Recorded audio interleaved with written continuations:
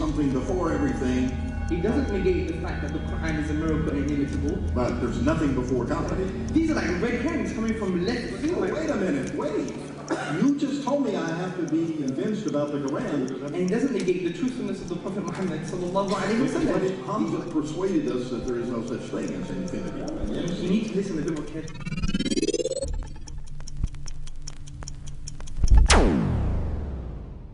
In the name of Allah, the most merciful, all praise is due to Him, the Lord of the worlds. May the heavenly mention and peace be upon His final messenger, Muhammad sallallahu alayhi wasallam, and upon his family and his apostles. Dear brothers, sisters, friends and respected guests, Assalamu alaikum wa rahmatullahi wa barakatuh.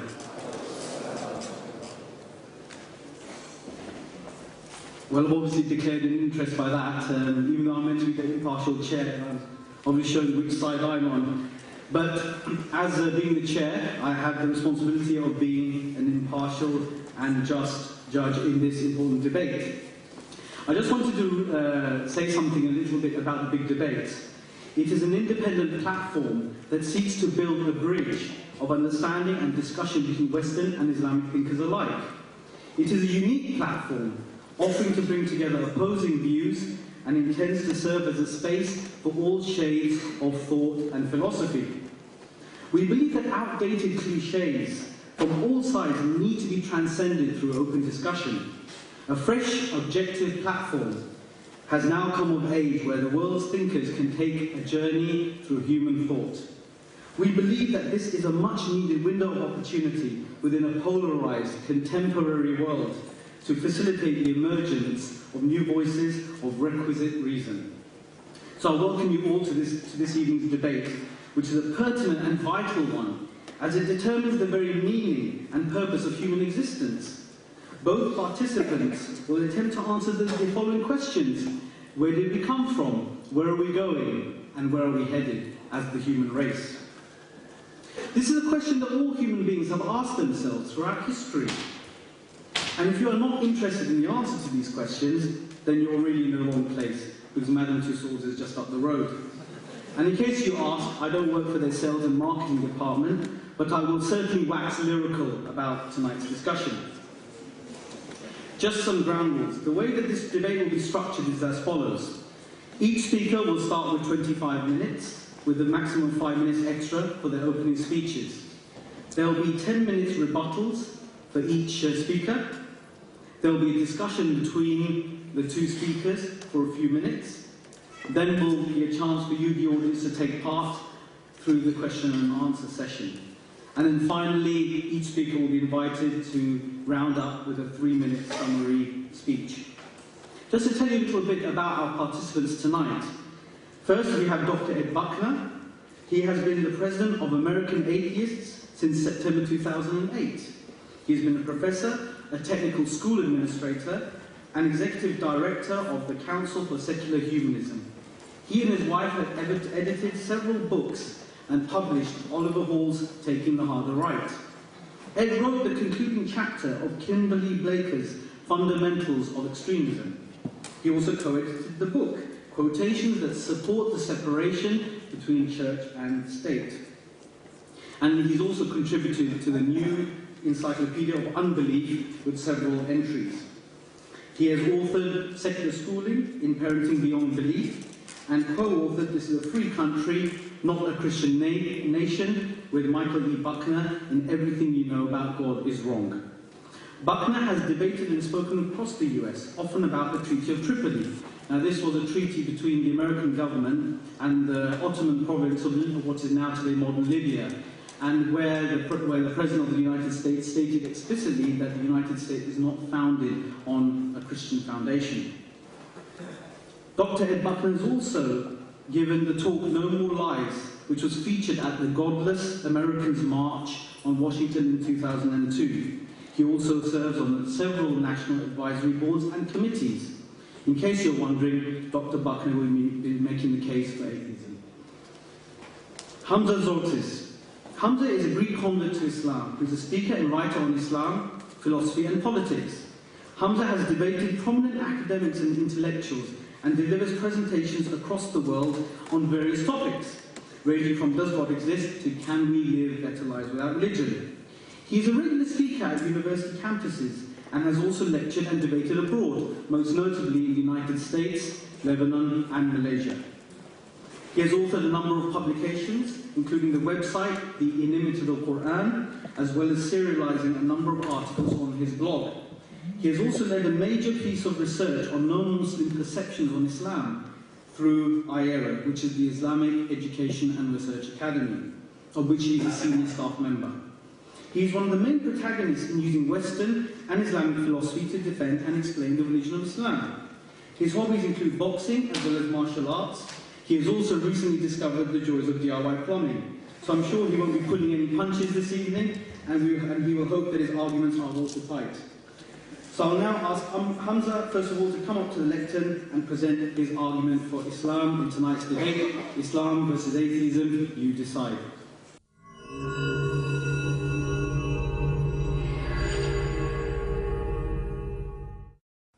I'm going to start as Muslims do in the name of God. In alhamdulillah, wassalatu wassalamu ala rasulillah, amma ba'd. I greet you all, brothers, sisters and friends, with the Islamic greetings of peace. Assalamu alaikum wa rahmatullahi wa barakatuh. Brothers, sisters and friends, today we have an interesting question. Islam or atheism, you decide. Now, before I get into the thick of my argument, I would like to propose something. I would argue that the way human beings must make decisions in their life is the way that critical thinkers should make decisions in their lives. Now, you may think this is fancy philosophy. It's not. What I actually mean is that we must base our decisions on ration and reason and common sense. Something that myself and Ed Buckner will agree upon. Let me elaborate with an example. Say, for example, we're at home in our living room and we're watching the football, okay? And at 9 o'clock in the evening, someone knocks on the door. Knock, knock. Okay. We look through the spyglass and we see Superman with his red underpants. And he says, I'm here to check the gas. And you're thinking, he's here to check my gas meter? That doesn't make sense. So using your reasoning, using your common sense, your critical thinking, you're going to actually phone the gas company and say, do you actually come at 9 o'clock in the evening? And have you changed your uniform policy? Significantly, you're going to be crying out through the door saying, excuse me, sir, can I see some ID? Can I see some paperwork? And from this analogy, or this example, we have come to realize that we must use our common sense, our previous information, our intellect, our rational capacities in order to make decisions in our lives. And I would argue today that to support the atheist worldview would be equivalent of allowing someone in their red underpants to come and check your gas meter. Whereas someone supporting the Islamic worldview would be the one with slightly more critical thinking. And the way I'm going to do this is first suspend my judgment about atheism and wait for Dr. Ed Buckner to respond or provide a good case for the atheist worldview. And now what I'm going to do is provide a positive case for the Islamic worldview. Now, what is the Islamic worldview? Now, the Islamic worldview is based upon three intellectual foundations. One, the existence of God. Two, the Quran being divine. And three, the truthfulness of the prophets, sallallahu alaihi wasallam, peace and blessings be upon him, claim to prophethood. So I'm going to go straight to the first argument, God's existence. Now, brothers, sisters, and friends, God makes sense of the origins of the universe. Because we have all asked the same question, why does something exist rather than nothing? How did the universe come to being? In this light, the Quran, the book of the Muslims, points to this type of thinking. As the Quran says, or do they think the heavens and the earth, the whole universe, came out of nothing? Now, typically, atheists have responded by saying that the universe is just eternal and uncaused. For example, Bertrand Russell, the famous atheist on a radio program, he said the universe is just there and that's all. However, brothers, sisters, and friends, if we conclude, or if we scratch the surface on this statement, we will conclude that it is absurd and irrational. Because that would mean that the universe never had a beginning, which would then mean that our history is infinite, that the universe has an infinite history of past events. But I ask you the question, can this really be the case? Can we have an infinite history? The answer is no, because the infinite does not exist in the real world. Take the following examples into consideration. Example number 1. Say we have an infinite number of Dr. Ed Buckners in the room, okay? Whether we like that or not, okay? Say we take 2 Dr. Ed Buckners away, how many Dr. Ed Buckners do we have left? Infinite, as Dr. Ed Buckner has just said. But logically, it's infinity minus 2. And if it's infinity minus 2, it's less than infinity. And if it's less than infinity, we should be able to count how many Dr. Ed Buckners are in the room. But we can't. It just exists in the mathematical realm of discussion, of discourse. Example number 2. Now, say we have 100 Dr. Ed Buckners in the room. And at every possible moment, I add another Dr. Ed Buckner. 101, 102, 1001, 1002, 1,000,001, 1,000,002. Will I ever reach a number that we can describe as infinite? No, because at every possible moment, I can add another Dr. Ed Buckner. So, in this light, the mathematicians Kasman and Newman, they said the infinite certainly does not exist in the same sense as we say there are fish in the sea. And significantly, brothers, sisters, and friends, the famous German mathematician David Hilbert, he said the infinite is nowhere to be found in reality. It neither exists in nature nor provides a legitimate basis for rational thought. The role that remains for the infinite to play is solely that of an idea. But brothers, sisters, and friends, past events are real. They're not just ideas. Therefore, the number of past events cannot be infinite. Therefore, there was a beginning to the universe, and it logically follows there was a cause to the universe. This is why leading cosmologists and philosophers of science such as Ellis, Kirchner, and Stoger, they ask and they answer in the following way. They said, can there be an infinite set of really existing universes? We suggest that on the basis of well-known philosophical arguments, the answer is no. Now, this may sound like philosophical mumbo-jumbo. Let's talk about science, okay? What does astrophysical evidence have to say? What does science have to say about this? Now, I would argue that this conclusion is also supported by physics. As you know, you've heard of the Big Bang. Everyone heard of the Big Bang? Hands? Good, and I assure you it's not that thing that happens after too many curries.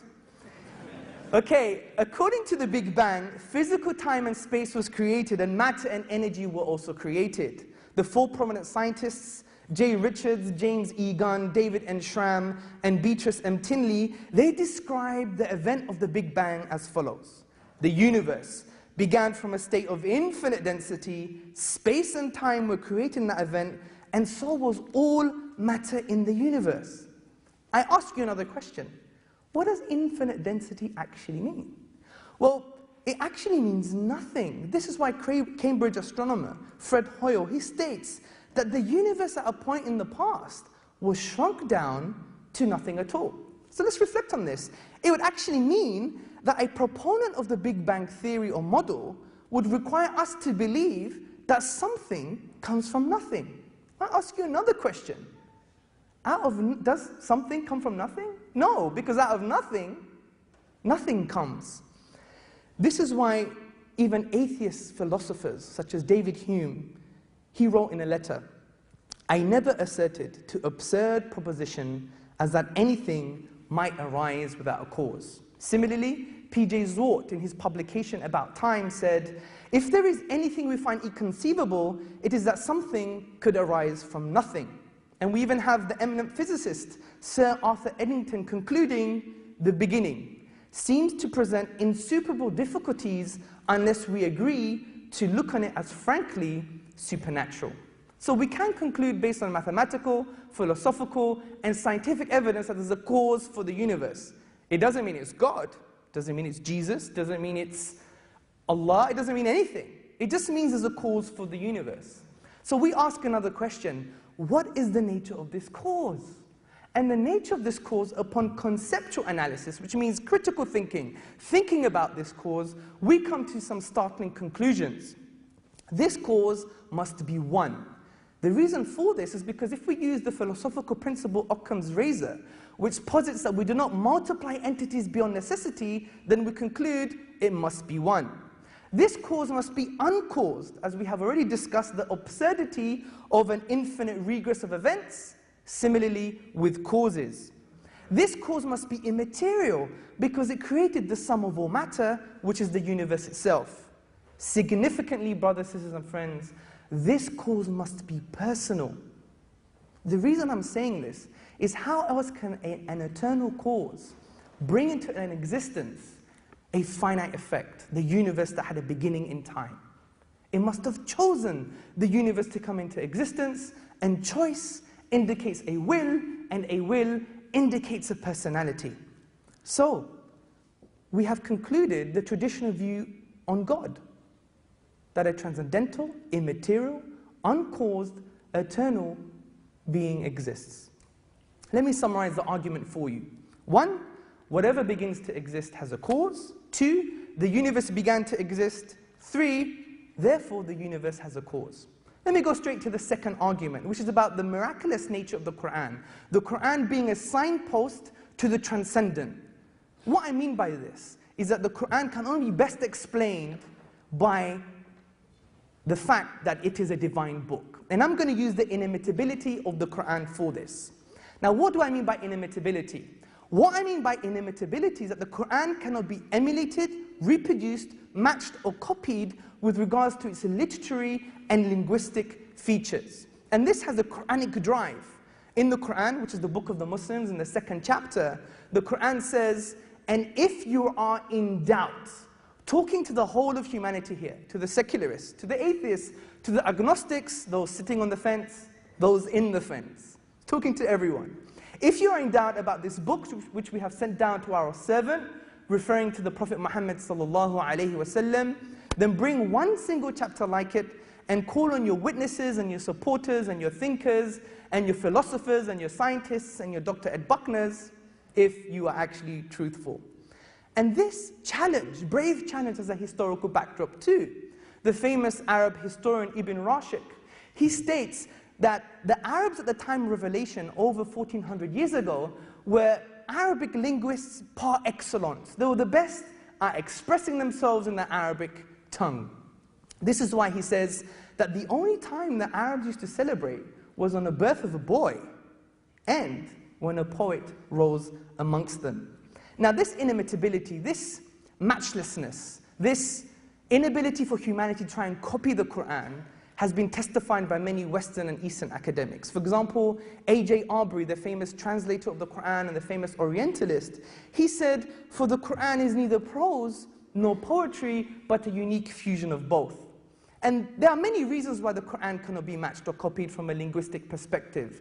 Some of these reasons include its unique literary form, its peak of eloquence, its unique linguistic genre, and its abundance of rhetorical devices. Now, you don't have to know anything technical about this, but just to let you know that there are key, cogent arguments for the inimitability of the Quran.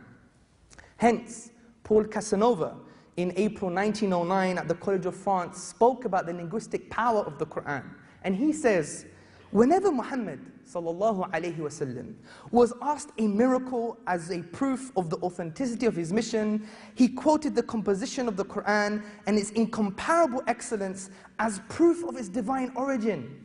And in fact, even those who are non-Muslims, nothing is more marvelous than its language with such apprehensible plentitude and grasping sonority. But I think I could hear the question in your head. And I think it's saying something like this. Well, how does it make it divine? How does it make it come from God? How does it make it a miracle? And that's a very good question. But as we agreed, we're going to use our logic. And if we use logic, we will come to that conclusion. And I'm going to use something called logical deduction. What is logical deduction? Logical deduction is a thinking process where you start with a universally accepted statement and from that, drawing logical conclusions. But I think there's another question in your head. And the other question in your head is, but I don't know nothing about the Arabic language. I mean, most of us come from the Asian subcontinent. So what do we know about Arabic? Another very good question. Well, you don't have to know anything about the Arabic language. Put your hand up if you really believe that China exists. Good. Now, put your hand up if you've been to China before. 8 people. So for the majority of us, we still believe China exists. And I asked the majority of us, have you ever spoken to a Chinese person before? In China. Have you eaten Chinese food? In China. 我很英国茶. I want some English tea. So we haven't done this, but we believe that China actually exists. But you may argue, but it's on the map. Well, if I drew you a map and I said, this is planet Zongo, and I'm a Zongolian, and I come from the planet Zugula, does that mean it really exists? No. But the reason we believe this, and if we study epistemology, the study of knowledge, we will come to the conclusion that we believe in these things because it's testimony, it's recurrent reporting, it's a universally accepted statement. This is why the philosopher and historian C.A.J. Cordy, in his book, Testimony, A Philosophical Study, he highlights our dependency on this very fact. And he says, many of us have never seen a baby born, nor have most of us examined the circulation of the blood, nor the actual geography of the world, nor any fair sample of the laws of the land. Nor have we made the observations that lie behind our knowledge that the lights in the sky are heavenly bodies immensely distinct. So, I would argue, for you to reject the miraculous nature of the Quran would be equivalent of saying that China does not exist and even saying that the world is not round. We believe it's round. Why? Have we actually felt its roundness? Have we gone to Australia and had a huge headache? No. So the point I'm trying to make is that it's based upon recurrent reporting. Now, what is the universally accepted statement with regards to the Quran based upon Eastern and Western scholarship? Well, it is as follows. Those best placed to challenge the Quran have failed to meet its challenge. And there is a consensus amongst Western, non-Muslim, Eastern, Muslim scholarship. For example, the highly acclaimed professor and Arabist Hamilton Gibb, he states, the Meccans still demanded of him a miracle, and with remarkable boldness and self-confidence, Muhammad appealed as a supreme confirmation of his mission to the Quran itself. Like all Arabs, they were connoisseurs of language and rhetoric. Well then, if the Quran were his own composition, other men could rival it. Let them produce 10 verses like it, and if they could not, and it is obvious that they could not, let them accept the Quran as an outstanding evidential miracle. Professor Bruce Lawrence from Duke University, in his book, The Quran, a Biography, he says, as tangible signs, Quranic verses are expressive of inexhaustible truth. They signify meaning laid within meaning, light upon light, miracle after miracle. So let's now draw the logical conclusions. We know the book can actually come from an Arab, a non-Arab, Muhammad sallallahu alayhi wasallam, or God himself. Now, firstly, the Quran could not have come from an Arab because the Arabs at the time of revelation, who were the best placed to challenge the Quran, the Arabic linguists par excellence, failed to challenge the Quran. They haven't even admitted that it could not come from a human being. For example, the best linguist of the time, his name was Walid ibn al-Mughira, he says, by God, this cannot come from a human being. The Quran could not have come from a non-Arab because obviously you need to know the Arabic language in order to successfully challenge the Quran. Now, I think the most important point lies in the fact that many people claim that the author was the Prophet Muhammad sallallahu alaihi wasallam. But the Prophet Muhammad could not have been the author. The reason being because he was an Arab himself. And like all Arabs, they failed, so he's included in that logically. Significantly, the Arabic linguists at that time never accused him of being an author. He said they would say things like, it's magic. Significantly, the Prophet Muhammad sallallahu alaihi wasallam had amazing trials and tribulations in his 23-year prophetic career. His beloved wife died. His young children passed away. He was boycotted from his beloved city. His companions, beloved companions, were tortured and killed. He loved children so much. that he would almost curse someone for not kissing their children. But he was stoned by children in a town in Arabia, where the blood was dripping from his legs, where the scholars would say that his sandals were stuck to the sand. This was the reality of the Prophet Muhammad sallallahu alaihi wasallam. Muslims and non-Muslims agree to this. But yet none of this emotion is in the Quran itself. This is a psycholinguistic impossibility. When you read Shakespeare, some of Shakespeare is in Shakespeare. When you read Homer, some of Homer's work is in Homer. Anyone studying psycholinguistics, which I have done, study grounded theory or discourse analysis, you would see that this author, some of his personalities in this author. But the Quran remains in the divine voice, and many studies have shown this to be the case.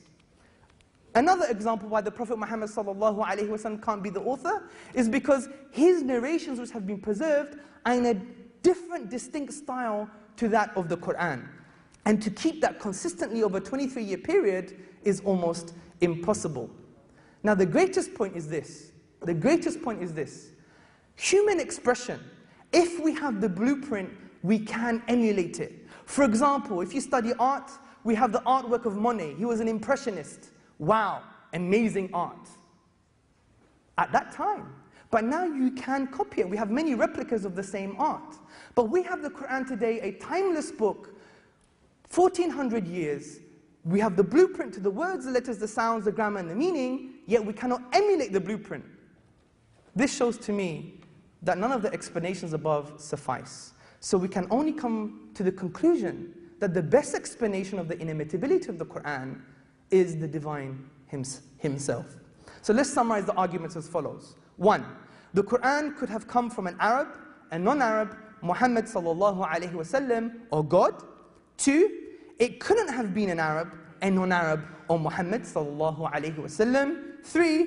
Therefore it must have been from God. Let's go to the third and final argument. The truthfulness of the claim of the Prophet Muhammad sallallahu alaihi wasallam to prophethood itself. We have 4 options. Borrowing from C.S. Lewis, we have 4 options.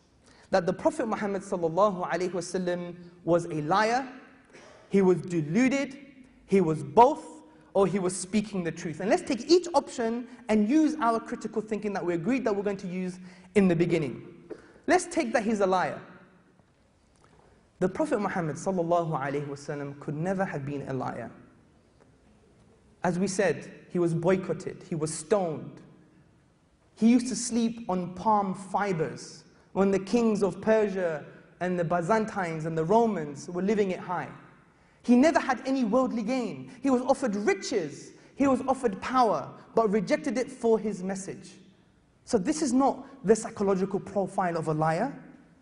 And this is why sincere Orientalists such as W. Montgomery Watt, in his book Muhammad at Mecca, he said, his readiness to undergo persecution for his beliefs, the high moral character of the men who believed in him and looked up to him as a leader, and the greatness of his ultimate achievement, all argue his fundamental integrity.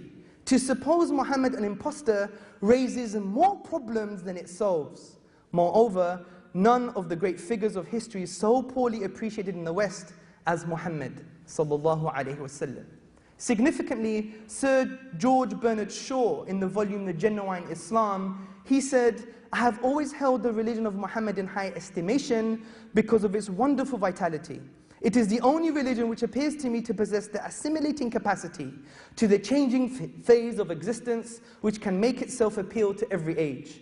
I have studied him, the wonderful man, and in my opinion, far from being an antichrist, he must be called the savior of humanity. Let's go to the next option. We are clutching at intellectual straws here. The Prophet Muhammad sallallahu alaihi wasallam was deluded, some people say. But can this really be the case? The Prophet Muhammad sallallahu alaihi wasallam gave us wisdom and advice about developing an economic model for society, something which American scholars come all the way to Britain to propagate the economic message of Islam. Is this from a deluded person? Someone who thinks he's saying the truth, but in reality is an untruth? Of course not. Look at geopolitics, for example. The liberal capitalist Western model, they believe that there's too many needs, not enough resources, hence excessive competition. But how did the Prophet Muhammad sallallahu alaihi wasallam solve the #1 economic problem of the 21st century? He said something very simple, that we have essential limited needs and enough resources. When we study geopolitics, we find that there's enough resources on the planet to feed 36 billion people. There's only about 7 billion people at the moment. So is this from a deluded person? Of course not.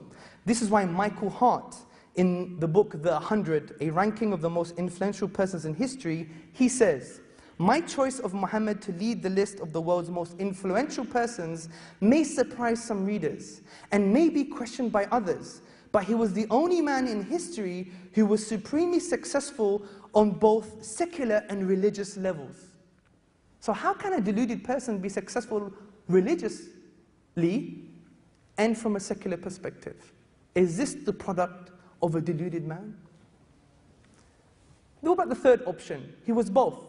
Well, this is logically and philosophically impossible. You can't know that you're lying and keep a lie, and think you're saying the truth, yet it's an untruth at the same time. So what are we left, brothers, sisters, and friends? We are left that he's speaking the truth. And I think the following quotation from Dr. William Draper in his book, The History of Intellectual Development of Europe, summarizes this point quite nicely. He says, 4 years after the death of Justinian, AD 569, was born in Mecca, in Arabia, the man who of all men has exercised the greatest influence upon the human race, to be the religious head of many empires, to guide the daily life of 1/3 of the human race, may perhaps justify the title of Messenger of God. So we could summarize this argument as follows. 1. The Prophet Muhammad ﷺ could have been a liar, deluded, both, or speaking the truth. 2. He wasn't a liar, deluded, or both, based upon our critical analysis. 3. Therefore, he was speaking the truth. So brothers, sisters, and friends, these are very simple arguments that could be understood by an 8-year-old or an 80-year-old. The existence of God, the miracle of the Quran, and the truthfulness of the Prophet's claim to prophethood, sallallahu alaihi wasallam. And I have attempted to show that there are good reasons to choose the Islamic worldview, because human beings, as we agreed in the beginning, must base their decisions on our rational faculties, on our reason and our common sense. I believe in order for Dr. Ed Buckner to be successful, he must break down each of my arguments and then construct new ones for the atheist worldview. So brothers, sisters, and friends, I simply leave you with the words of the people of paradise. Alhamdulillahi Rabbil Alameen. Unquestionably, all praise are due to God. Subhanakallahumma wa bihamdika. Ashhadu an la ilaha illa ant. Wa astaghfiruka wa atubu ilayk. Jazakallah for listening. Thank you very much.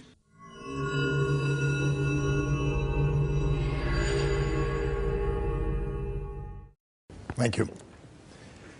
I had a little bit of trepidation about coming to England, which is sort of known for its chilly social relations in some ways.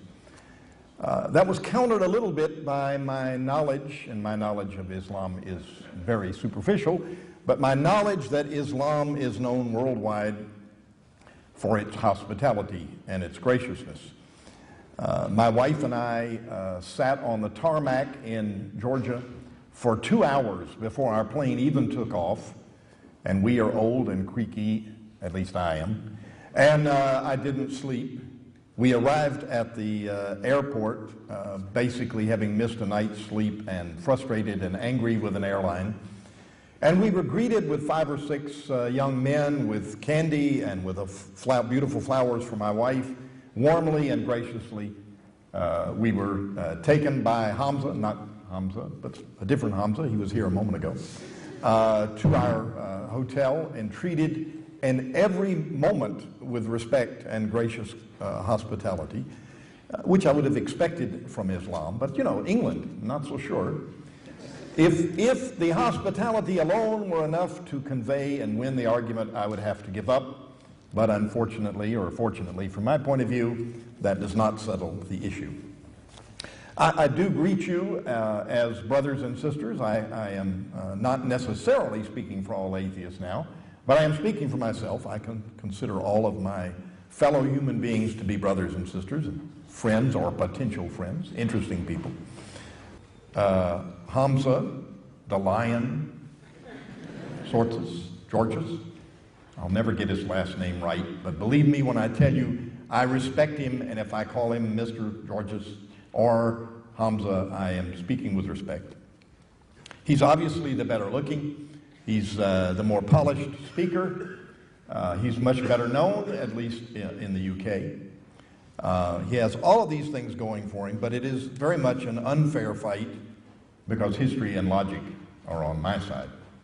So he will lose the debate for those of you who are open-minded and are interested in the truth, and that is not a fair thing for such a sophisticated, intelligent, effective speaker.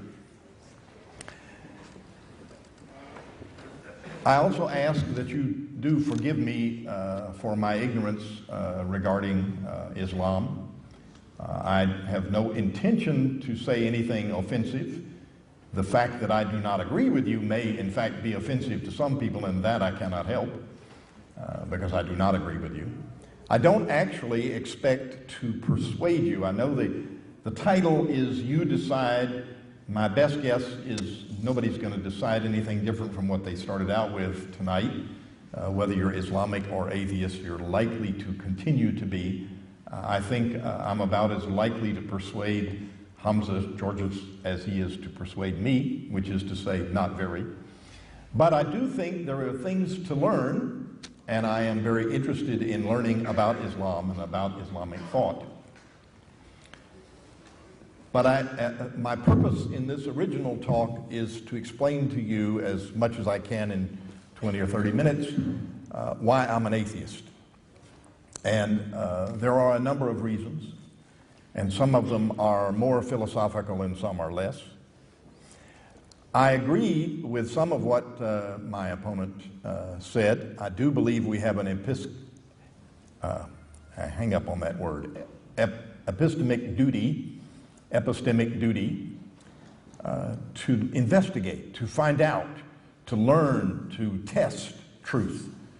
W.K. Clifford wrote a telling essay on this, in my opinion, about a ship owner who is not allowed simply to say, oh, the ship is in good shape, send it on out into the ocean. He must actually investigate and find out whether it is in good shape before he risks the lives and the cargo and so forth. People like Tom Flynn and Keith Parsons brought that particular essay to my attention, and I think it's very telling. We must have systematic tests for truths, and those tests must be independent of the conclusion that we think maybe we're going to wind up with. It was mentioned in the introduction of me that my wife and I published a book by Oliver Halley, who's a good friend. And Oliver is the one who told me that when you're thinking about religious views, you must, as Hamza suggested, you must test for truth. It's not good enough just to take something that's appealing or interesting. You must test it for truth. If you accept with investigation and with care a religious viewpoint that is based on a more recent prophet, that is based on a holy book that came from that prophet and a revelation from God, then maybe you will understand why I reject Islam. But if you will accept the Book of Mormon and Joseph Smith and the 5 golden tablets and all of that sort of thing without investigation, then maybe you will not be able to understand my argument. It is very important that we human beings, if I tell you my favorite ice cream flavor is chocolate, you can accept that without any investigation. It doesn't have any consequence. If I tell you that I am Superman and I am here to check your gas meter at 9 o'clock at night while you're watching football, that's that sport where you kick things through the uprights and pass the ball? No? Maybe not. Okay, soccer to us Americans. Then you should exercise your epistemic duty and call the gas company. And in cases of religion, you must do that, and I think if you do, you will, in fact, become an atheist or remain an atheist. I'm going to talk about 7 different points. Epistemic duty, the fact that there is, in fact, no good reason not to be an atheist and therefore one should be one. The fact that there is no coherent, objective concept of God or Allah available to us at all.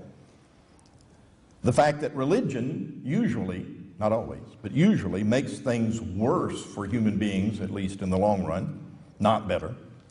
The fact that there is evil and suffering, and that the kind of evil and suffering we find in this world, and I know Hamza has written about this subject. I see you looking at him. Yes, I know he's written about it.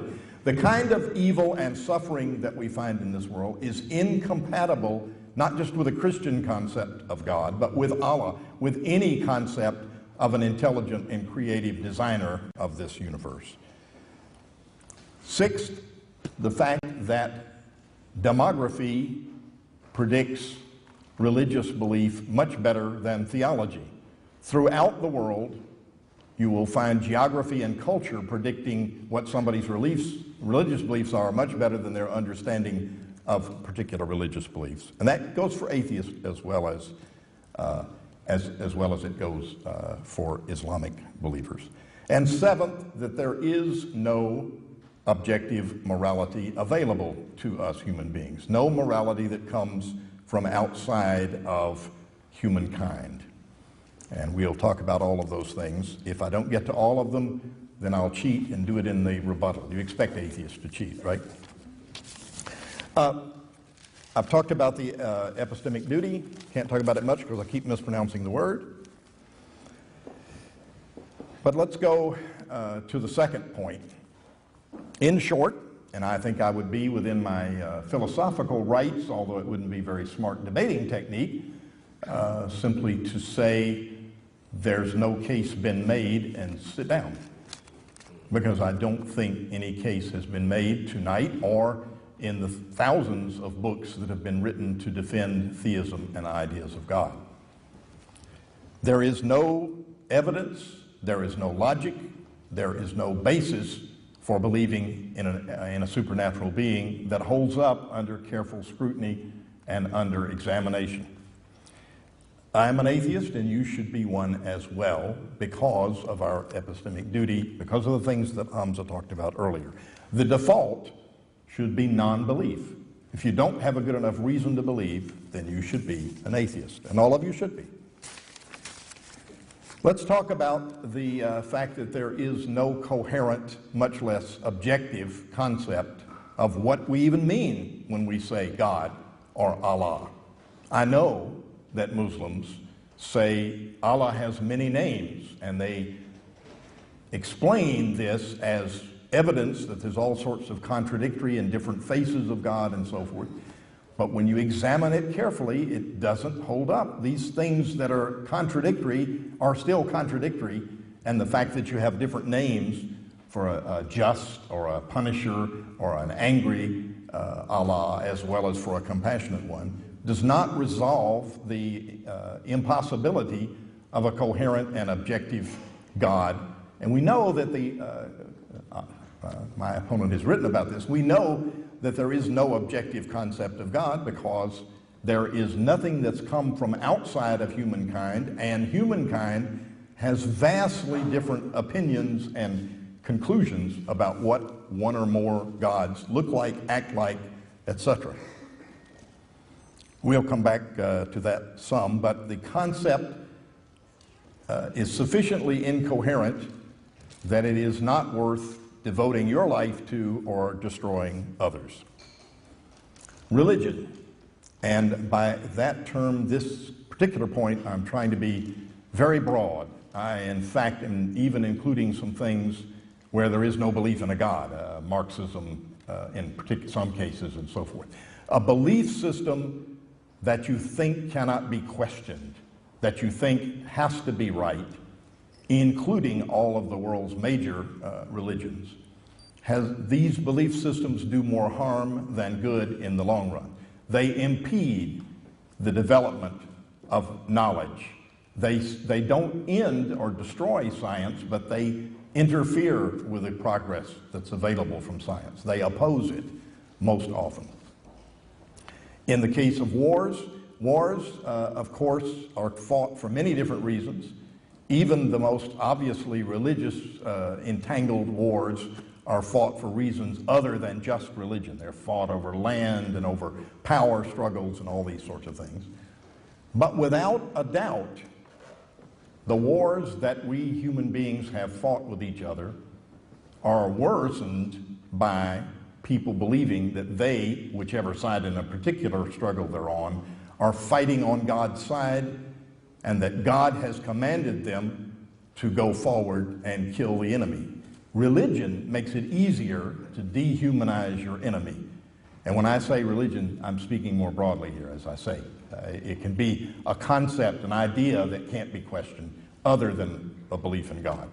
But Christianity, Judaism, Islam, all have demonstrated over history that in fact they do make wars worse and education more difficult and the rights and available power of individuals lessened and the rights of women reduced by all of these religions. When we engage in war, it turns out that always, without exception, those people who are fighting on God's behalf and doing what God has told them to are in practice doing what some human being has told them God has said to do. It is a dangerous and difficult thing in this universe and in this life that supernatural beliefs get in the way of rational behavior. So that human being who claims to be speaking for God needs to be doubted and needs to be, and generally will be determined, not generally always, will be determined upon careful inspection only to be speaking for an idea, for power, for himself, etc. Great evil results from believing that if a message is coming from God and therefore we cannot question it. Depending on human leaders who claim to be proceeding from ultimate authority demonstrably interferes with advances in human understanding, individuals' or society's understanding, and it curtails or even opposes scientific advances in understanding. The problem of evil, of suffering, it is incompatible. It does not work. You can't really make sense of the universe as a created, well-designed, intelligently produced universe and reconcile that with a vast amount of suffering. And I'm not just talking about the suffering of a sinner who does not follow the rules. I am talking about a 4-year-old girl in Piedmont, Alabama, who was in a church service with her mother, who was a Methodist preacher, and a tornado struck the church service on Palm Sunday during the church service, killed 20 people, including that 4-year-old girl. Now, could it be that Allah was trying to punish those folks for worshiping in a Methodist church or for having a female pastor? I can't accept that. That doesn't make sense to me. Could it be that this 4-year-old girl committed some terrible sin and deserved to die, or that her mother did something terrible and deserved to have her daughter die in front of her? I can't believe that any of you would accept that. I certainly cannot accept it. And of course, that's a very small and isolated example. We have a few years ago a horrible tsunami that killed 250,000 people, including more women and children probably than men. Many, many innocent children, even unborn children, were killed in that tsunami. And another example much more recently this year in Haiti, where a couple of 100,000 people were killed and many, many others injured and their lives ruined by an earthquake. Now, it is possible, I suppose, to believe in a God that would create that kind of disastrous, murderous, irrational pain, but it doesn't really make sense if you claim that the God you believe in, Allah or God, is a rational or an intelligent or a compassionate or a good in even in a limited sense, good God.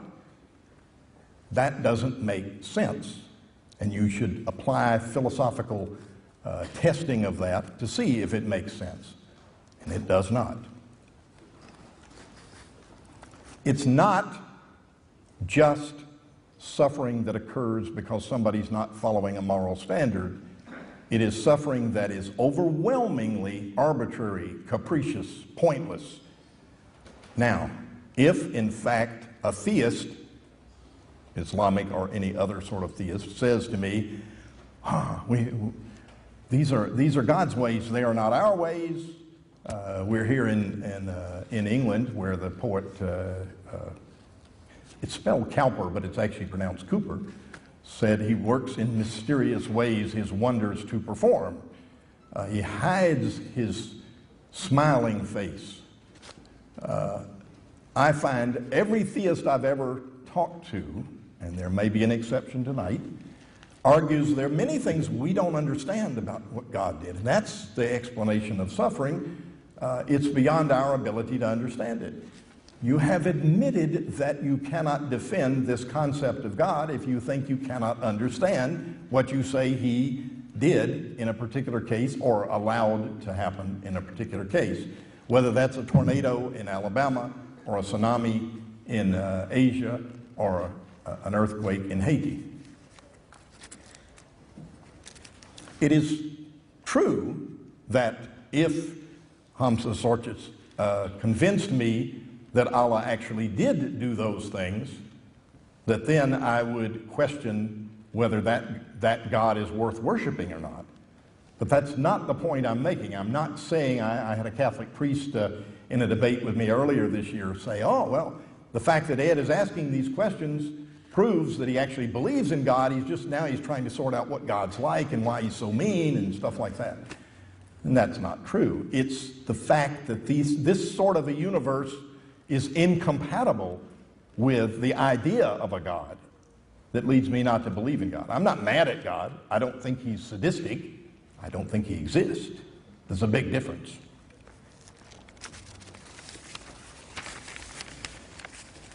I mentioned demography, not theology.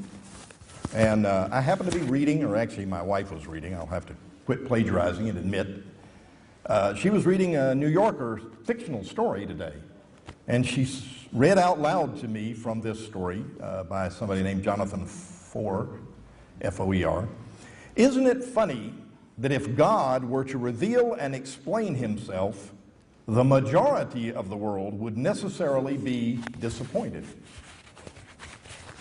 Now that means no matter what the God said or explained, the majority of the world does not agree on what God is like or what he wants or what he has commanded us to do. Actually, even the majority of Muslims don't agree on that, despite what my friend may have said earlier. But certainly Muslims and Baptists and Mormons and Buddhists and others don't agree. Demography, the geography and culture combination that gives us statistics of how old people are and what their income is and where they live and that sort of thing, is a far better predictor of what people will believe than theology. A very small percentage of the world's people believe what they believe because they have examined and carefully discovered what the truth is. And that goes for atheists as well as it goes for Muslims and Christians and all the rest. Why is that important? It makes no sense if there actually is a God, and if this God has infinite power to communicate and to command. It makes no sense there would be this vast disagreement among the world's people, and that the prediction of what people do believe would be, what did their parents believe? What did their grandparents believe? There are people who convert. I used to be a Christian, now I'm an atheist. Hamza Tzortzis used to be, I don't know what he used to be, but he wasn't a Muslim. Christian, I don't know what your previous, it doesn't matter. I'll get back to talking to him later. People do convert, and people do examine religious claims and religious beliefs intelligently, but that is very much the exception. And I congratulate all of you that you are here tonight, that you are in fact listening to more than one side about this, and and I hope you are thinking about it. You shouldn't change your mind. The debate topic title says you decide. You shouldn't decide based on one debate. You need to do a lot of reading and thinking, but you need to read and think from the ones you disagree with, not just the ones you agree with. If you are Islamic, you should read Richard Dawkins, and you should read Christopher Hitchens, and you should read Sam Harris. You should read these people with as open a mind as you can. If you are, and I hope there are a few, free thinkers and atheists in the crowd, you should read the works of Hamza Tzortzis. You should read a variety of different religious views and test them systematically before you come to conclusions about this thing. It is not to be taken lightly, and on that I think we seriously agree. Finally, I say there is no objective morality. And this is something that theists usually vigorously disagree with me on, whether it's Christians or Islamic or whoever. They insist there is some absolute standard of behavior, and that was given to us in revealed scripture, in the Quran, in the Holy Bible, in the Torah, in the Book of Mormon, etc. But we do not have any consistency in moral standards. Hamza Tzortzis has written that we all object to the Holocaust. Well, I certainly object to the Holocaust, and I agree with him about that. The wanton and pointless killing of Jews and gypsies and atheists and homosexuals is obviously not an acceptable thing. And how do I know that it's not an acceptable thing if I don't believe in God? Because I do believe in human beings, and I do believe in individual human rights, and I do believe we have to construct the best moral standards we can, but they will never be an objective that is coming from outside of humanity, an unchanging set of standards. And we know that human beings of all religions and all cultures have changed their moral standards. I'm not talking about their behavior and whether they meet the moral standards, but changed the standards over time and from one place to another. There are, despite claims to the contrary, serious inconsistencies within the Islamic world as to what is an acceptable moral standard on a particular case. You agree on many important things, but you don't all agree on all moral standards. And there are differences, vast differences, between Christians and Islamic followers, between Jews and Christians, and so forth. And there are vast differences within Christianity. And these are on important questions, not on trivial things. There are differences in conclusion about what counts as murder, about when abortion is acceptable, about whether capital punishment is desirable or acceptable, and on and what the role of war should be. Big things and little things get strong disagreement among human cultures, and that is not consistent with the idea of an intelligent and all-knowing and all-powerful creator of the universe. We do not have objective morality. It isn't even possible to reach it. We should certainly care about how we treat each other. I'm not saying morality is not important. I'm saying that we cannot have the kind of morality that you would expect to have if, in fact, we had an Allah or a all-powerful being who was in charge of this and who could communicate with us. We'll talk some more about the Quran, although I don't know very much about it, I'll tell you quite honestly. But whatever it is, we know there is not consistent communication from a God to all of humanity, because not even a majority of humanity agree on what the moral standards should be. And it's not just A versus B, there are thousands of possibilities and different ways of looking at this. To sum up, we have a duty to test for truth. There is no good reason to believe in any God. None of the gods on offer are coherent or objective. Religion makes human life worse overall. The appalling, pointless suffering, and by the way, I should have added not just human suffering. I mean, that cute little rabbit that gets eaten alive by the cougar is suffering. And none of us think, even those of you who are religious, that that rabbit has a chance to go to heaven. The problems with the answers to the problem of evil is a very well-known problem. It is any response to it is called a theodicy, an explanation of why God would allow or create such things. And there are hundreds of them, but they all fail, including my opponents. The fact that demography determines belief and that there is no objective, God-given morality are the final reasons. Thank you.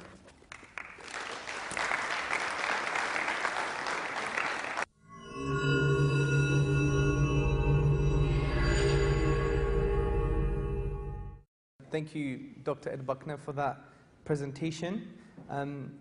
I've done quite a few of these debates now with atheists and philosophers, and although I don't like to be presumptuous, but it always usually ends up in the same kind of way, which is, you know, myself, the Muslim, someone who believes in a God and in a religion, kind of with detailed arguments, trying to give some kind of logical and rational explanations to the justifications of the belief. Then you have on the other side, which I think, and I'm not saying that's because Dr. Ed Buckner is an atheist, but generally from my limited experience, is that you have this kind of wishy-washy generalizations about religion. And your first point was about the systematic test for truth. We have an epistemic duty, which means we have a duty to knowledge, if you like, that we have to investigate things.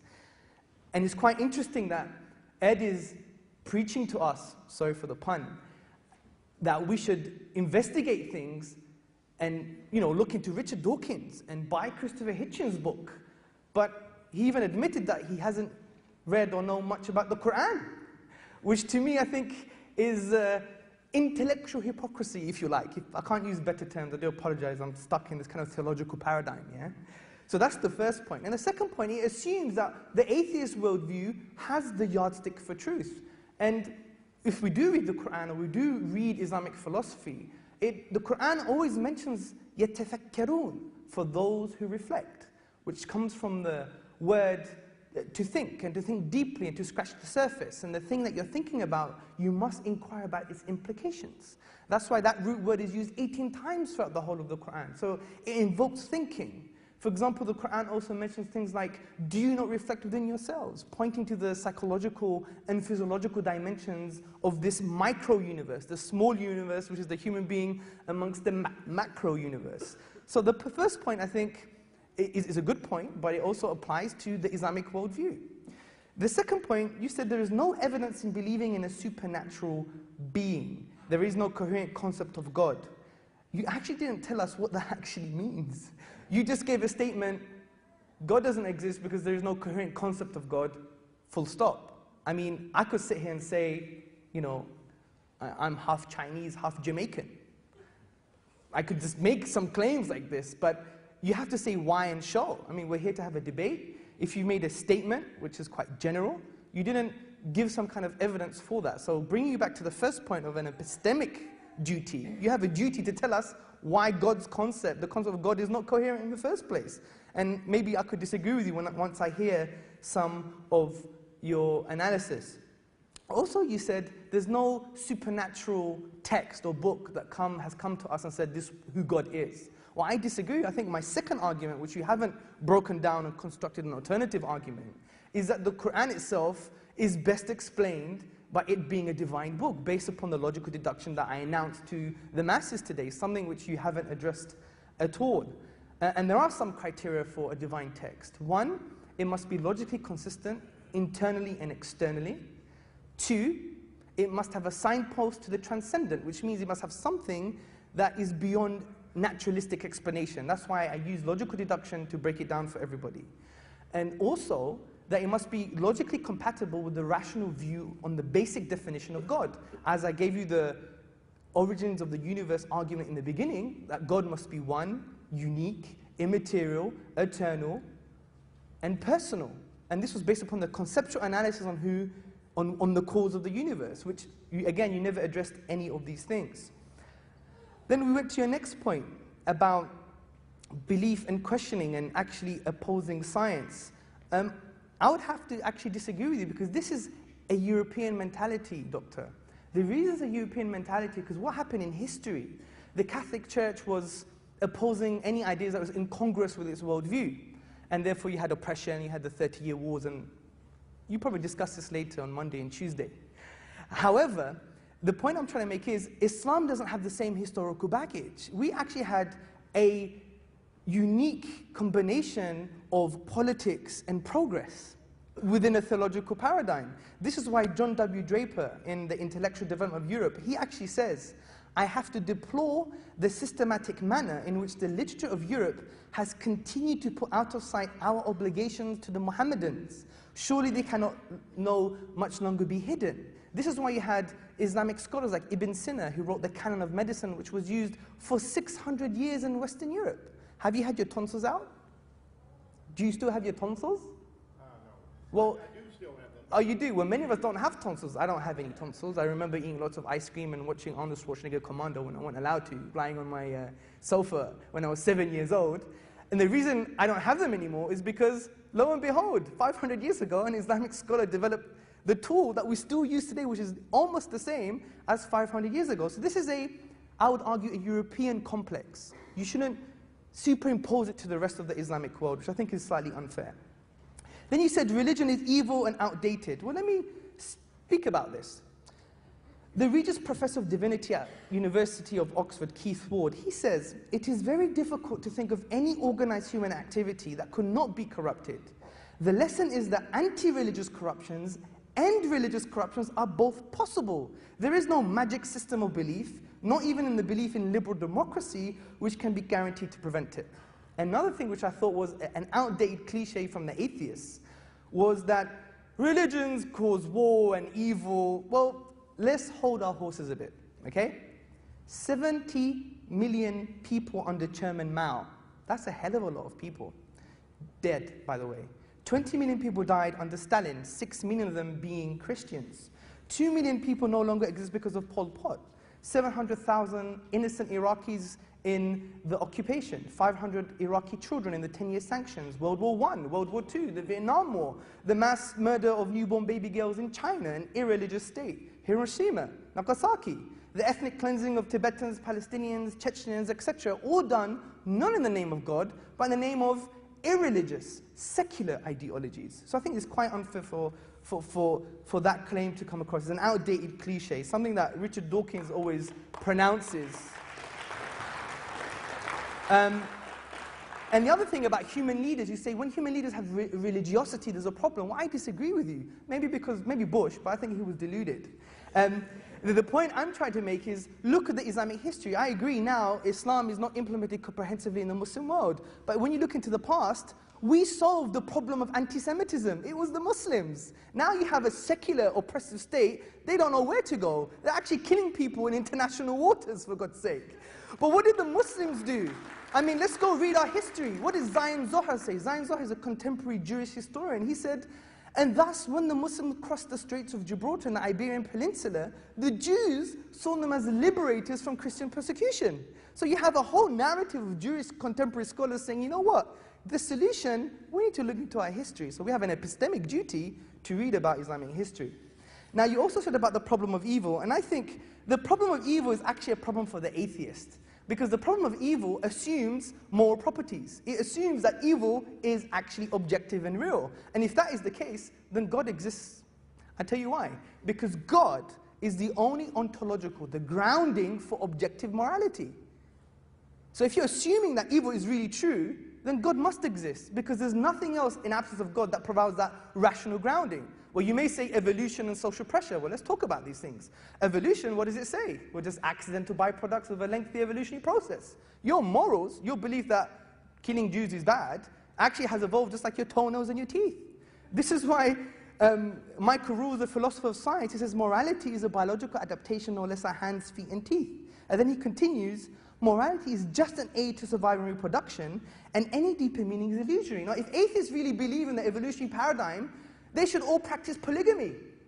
Because if it's all about aid and reproduction, then have more wives. Then you be true to your own beliefs. Then you won't be accusing the Muslims for doing the wrong things in the first place.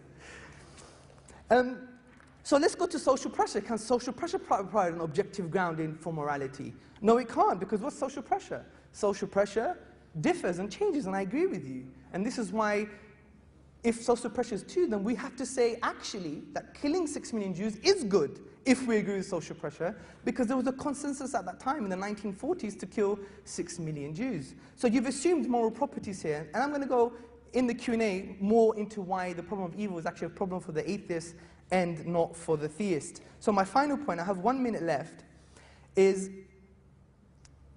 that you're saying the majority of people actually, wherever they come from, it's more likely they're going to have this belief. But what has that got to do with today's debate? If you study logic, that is called the genetic fallacy.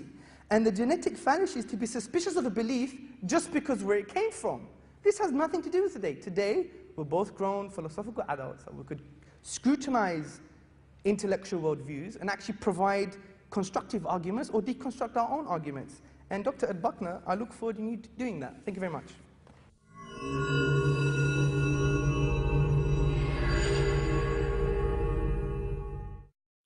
First, I want to thank my opponent for proving that there is no God. I'm a little confused. I misunderstood. I thought that rebuttal was supposed to be in the rebuttal, not in the opening talk, so it's odd that he found it unconvincing that I didn't reply to some of his arguments in my opening talk. But I'll reply now. And I do appreciate the fact that he proved that there is no God. He asserted repeatedly that there cannot be an infinite regress, that there has to be always a cause for something or it doesn't exist. And yet he believes that God is the uncaused causer. So when we have the drawing of the earth on top of the elephant, on top of the turtle, etc., he says, well, the first one is not the first one, there isn't a first one. It's a tautology, it makes no sense at all. It is just as reasonable, and it is the reason that I would suggest you do this, it's just as reasonable to believe that the universe is uncaused rather than that God is uncaused. Was I there when the Big Bang happened? Do I understand the chemistry and the physics? No. I'm not a cosmologist. But I do know that according to the cosmologist, there was no time and no space before that, and that there was nothing before that. So if you had nothing, why would you call that nothing God? And why would you insist that there has to be something at the end of the first infinite regression besides the universe and call that God? That's an interesting trick. It's not one that's original with Hamza, of course, where you say there has to be something before everything, but there's nothing before God. If there has to be something before everything, then what caused God? What came before God? Did he exist in infinity? Well, he couldn't have, because Hamza persuaded us that there is no such thing as infinity. And he went on to prove it in a variety of ways, and to say that we cannot get something from nothing. So where did God come from? God existed forever, according to the Islamic belief. It makes more sense to believe that the universe existed forever as far as time goes. And to deal with this infinite regression, as Hamza did, is a sleight of hand that actually doesn't show us anything. It was, I have to say, a bit intellectually dishonest of my opponent to act as if I had said that religion causes all wars, when I said no such thing. I said it makes wars worse, but they are caused by lots of different things. Sometimes religion is a major part of it, sometimes it's a minor part of the cause. He missed my point entirely in regards to demography, in trying to convince you that I am guilty of a genetic fallacy. I did not say that we should question Islam or any other religious belief because of who believes it. I said we should question whether it makes sense in a world where religious belief is so fragmented and so predicted by geography and culture, whether or not religion evolved culturally or whether it was produced because there is a God. My argument is not that we should believe there is no God because different people have different geographical connections, but that is evidence that we don't have divine design, that we don't have the sort of consistency you would expect if you had a God who could communicate.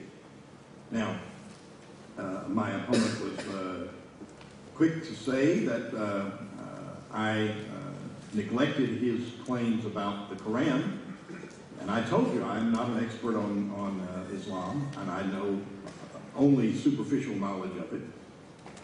If I read the Quran, I don't read any Arabic, so I'd have to read an inferior English translation. If I read the Quran and was convinced of the things that he says, you know, I'm open to changing my mind. And I would argue that if you are not open to changing your mind, you are intellectually dishonest. So ask yourself, are you in fact capable of deciding that Islam is not the way, the truth, etc.?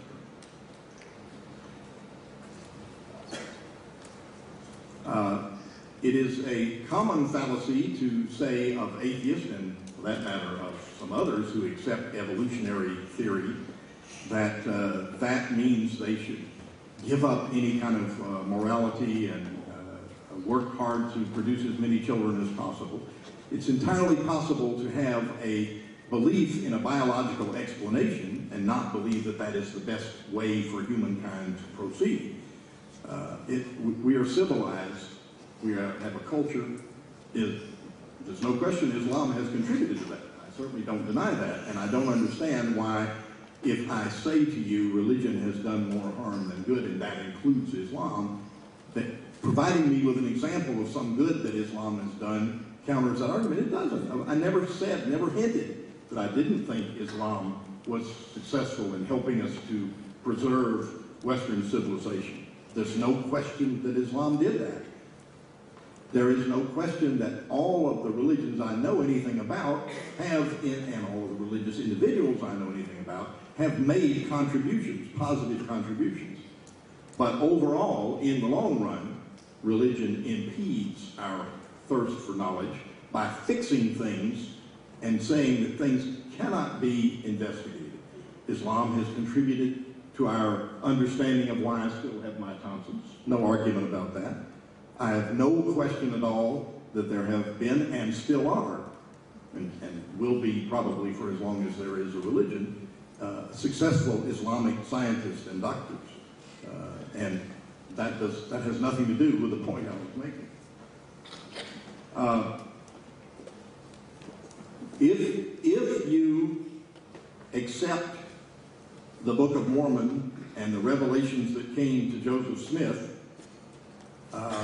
because you haven't yet read those and understood them, then maybe you and I will have something to talk about, the fact that I'm not as familiar with the Quran. Every religion that I do know about insists that its sacred book, its word straight from God, has qualities that make it self-proving. These arguments always ultimately come down to some sort of circular argument, some sort of begging the question, where you believe to begin with that it is a sacred book, that it comes from God, and then you look and find incredible, impossible to imagine verses in a particular order.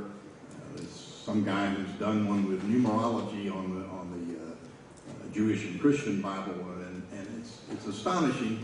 You find what you're looking for if you make up your mind to look for things. So I have no doubt that there are scholars who are Islamic who think the Quran is evidence that it's a signpost to the divine.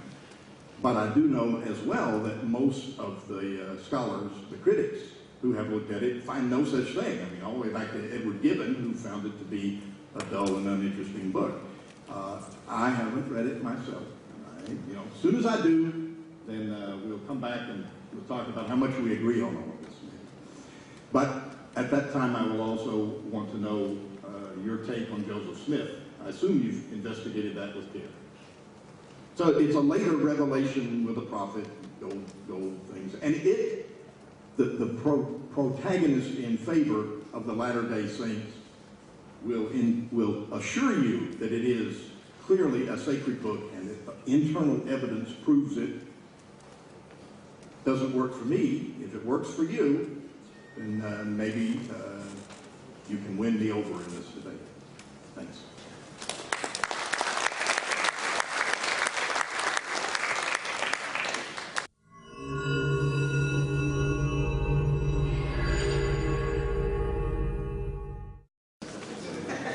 Have you read the Book of Mormon, and do you accept it as a revelation from God? No, I don't actually. I mean, what's wait a minute, wait. You just told me I have to be convinced about the Quran because I haven't read it yet. So you have to be convinced about the Book of Mormon, yes? You need to listen a bit more carefully. He said, have you read the Book of Mormon and do you believe it's a revelation of God? I'm answering the second question. Oh, good. So I have read the Book of Mormon and I don't believe it's a word of God. And why is that? That's What about it convinced you? Okay, what convinces me, and see, I think you need to be attentive to my arguments, because and I'm going to give you an example why I think you're not being attentive to my arguments. Well, you've been very inattentive to mine, so... Well, that's fine, but you could tell me why that's the case. The reason you're into my arguments, for example, you gave me the infinite regress philosophy, yeah? If you were attentive to the logic of my arguments, whatever begins to exist as a cause. Now, God never began to exist, so therefore the infinite regress doesn't apply to God, even from logic, and I assume you've studied some logic. Significantly, if you say what caused the cause that caused the universe, then we'll be saying then what caused the cause that caused the cause that caused the universe. Wait a minute, let's carry on. Then what caused the cause that caused the cause that caused the cause that caused the cause that caused the universe? And you can do that ad infinitum. If that's the case, then we never had creation in the first place. So that's the rebuttal to that very simple analysis of my argument. And that's why you haven't been into my argument. And if you did, you would have known that I give you criteria for divine revelation. 1, it must be consistent internally and externally. For example, if the Quran said the earth is diagonal, yeah? And it's a funny shape, and underneath it is an octopus with like 8 kind of funny things, yeah? That's what I've always... Yeah, exactly. So, obviously that's externally consistent. Also must be internally consistent. You can't say on page 1, explicitly, there is no God, and on page 2, saying there is a God. You can't reconcile. It's an irreconcilable difference. And thirdly, and most significantly, it must have a signpost to the transcendent, which means what? Which means you could use 2 types of thinking. Like the Book of Mormon, right? Well, we're going to discuss that in a minute. I thought you were atheist.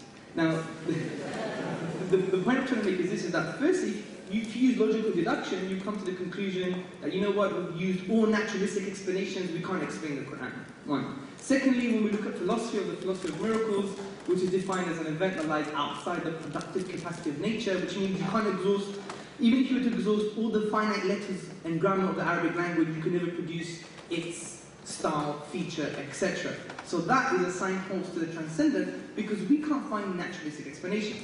If you apply that criteria, in my opinion, to any given book today, it would not apply. And this is why I would say to you, I believe in the Quran based upon this criteria. If you have alternative criteria... So anyone who has studied the Quran would be convinced of this, yes?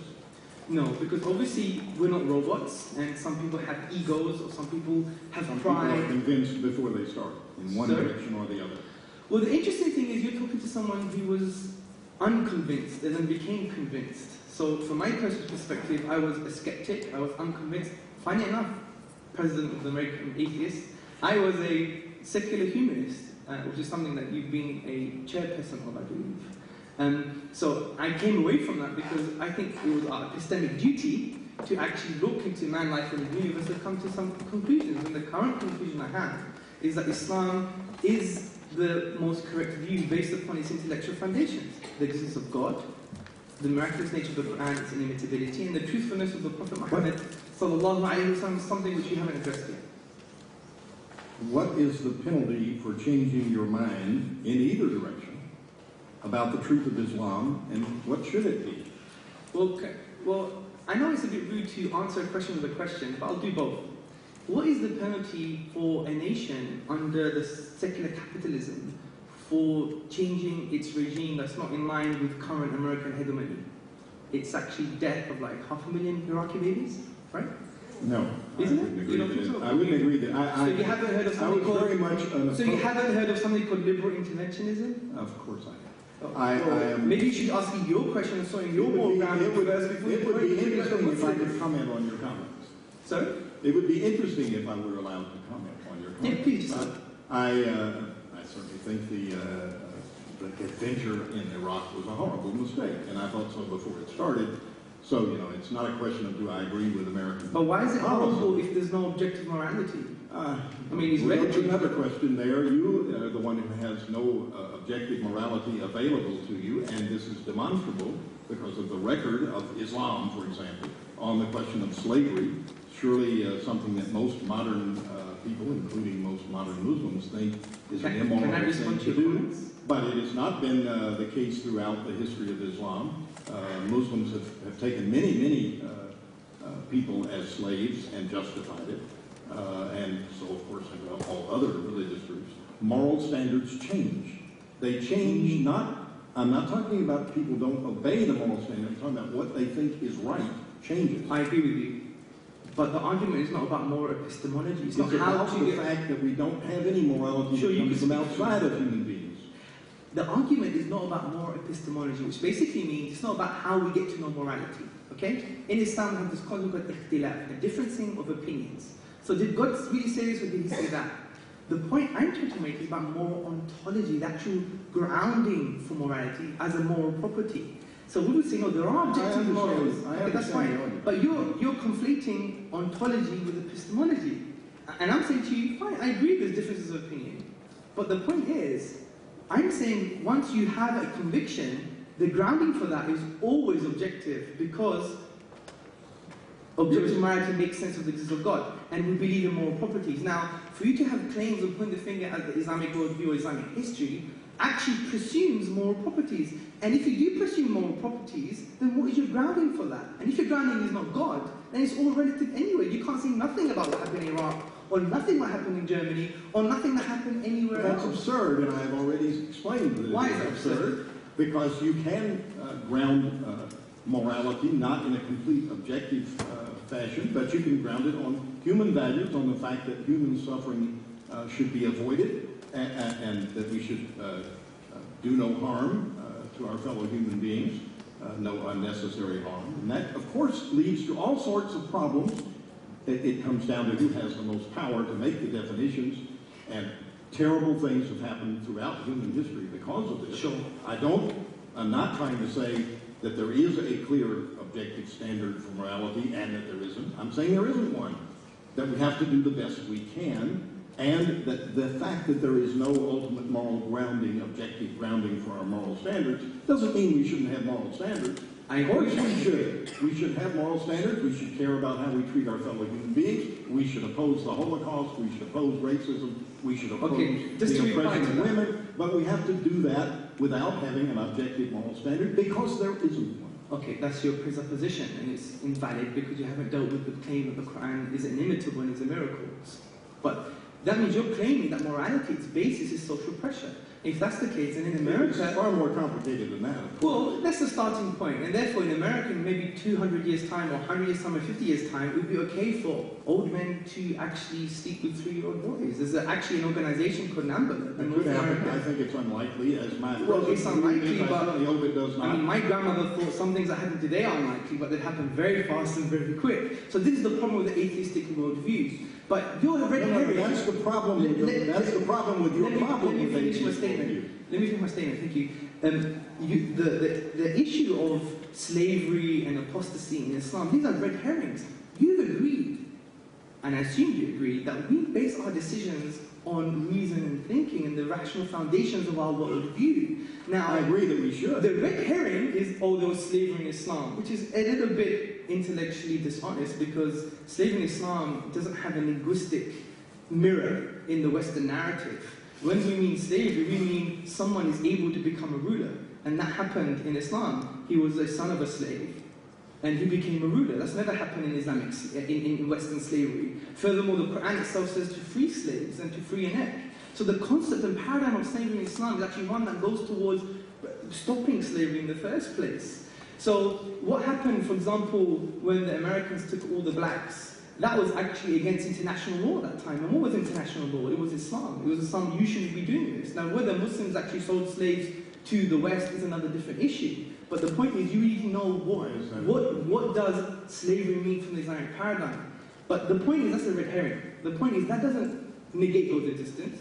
It doesn't negate the fact that the Quran is a miracle and inimitable, and it doesn't negate the truthfulness of the Prophet Muhammad sallallahu alaihi wasallam. These are like red herrings coming from left field. It's not a red herring at all. It negates the fact that there is or ever has been an objective standard, which is what you would expect if there was a God.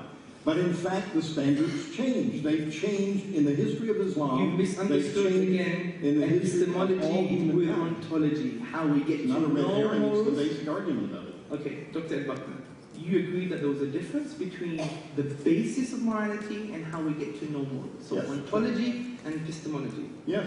But we're arguing two different things. I agree with you that when we look at particular texts, we can come to different conclusions. I agree. What I'm saying is that whatever conclusion we find, if it's from a particular text, that grounding is objective because it's come from the divine. That's the point I'm making, which is an ontological claim.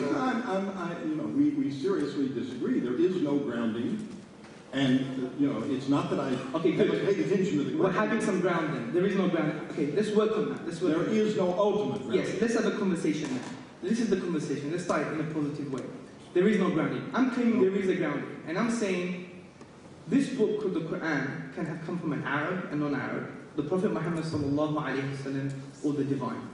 And this will convince the convinced, and you have already said it, and I have heard it. That again is not really nice, because I've come from a certain worldview and I've adopted another one based upon reason and intellectual activity. For example, you asked me if I read the Book of Mormons. I have. I've read the Quran. You've come debating Islam and atheism. You haven't read the Quran yourself.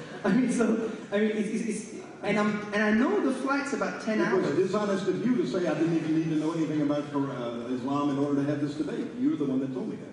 No, I didn't say that. Yeah, did I? I have the emails. Well, I'm not the organizer. You don't have to believe everything I say. I'm a Muslim at the end of the day. You believe in God, but you're not one. Okay. I believe in God, but I'm not one. Well, obviously I'm not what one. You just said. No. Anyway, let's get something more productive. So that's the point. Let's go to the other point, because we need to deal with our contentions and our worldview. The Prophet, peace and blessings be upon him, was he a liar? Was he deluded? Was he both? Was he speaking the truth? I mean, for you, as I said, to actually show that atheism is the way forward, for example, you're very almost preachy-like saying you must be an atheist. That's the logical and epistemic view. You should be an atheist if you're open-minded.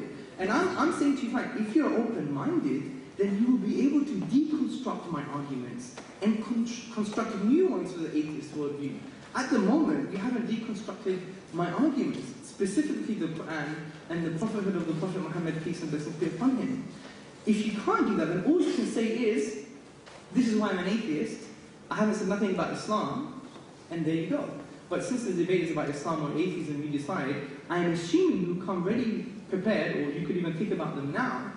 I think we're finishing in about an hour anyway, so we've got plenty of time, that you could start deconstructing some of the rational deduction, logical deduction of the prophethood of the Prophet Muhammad, peace and blessings upon him, and of the miracle of the Quran. Just to interject, just 1 minute left, so please wrap on the discussion. We have 1 minute left for this.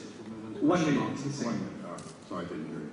I have given you some deconstruction of that, which you've ignored. Okay. I have said that every sacred book and every religion always, every one of them claims that their sacred book has characteristics that make it evident that it is divine. Okay. You don't accept these others, and they don't accept yours. Okay. That is evidence that in fact... Dr. Again, listening is critical in positive debates. Let me tell you why. I have told you what my criteria are for a text to be from the divine, which were logically posterior to me even reading the Quran. It was logically before me reading the Quran. These are my criteria. Similarly, what you've done, you've fallen into a logical fallacy again. It's a fallacious claim. You're saying, just because generally all religions are like this, therefore, I haven't read the Quran, but the Quran must be like that. That is a logical... it must be. I said if I... Dr. Ed, let me finish. That would be... I have said... You take some... Many people have read the Quran and not come to that conclusion. Given Warwick. But we're worried about your conclusions. Secondly, what we have to understand is this, is that you can't take something general and make it specific. This is well known in any type of Hellenistic logic.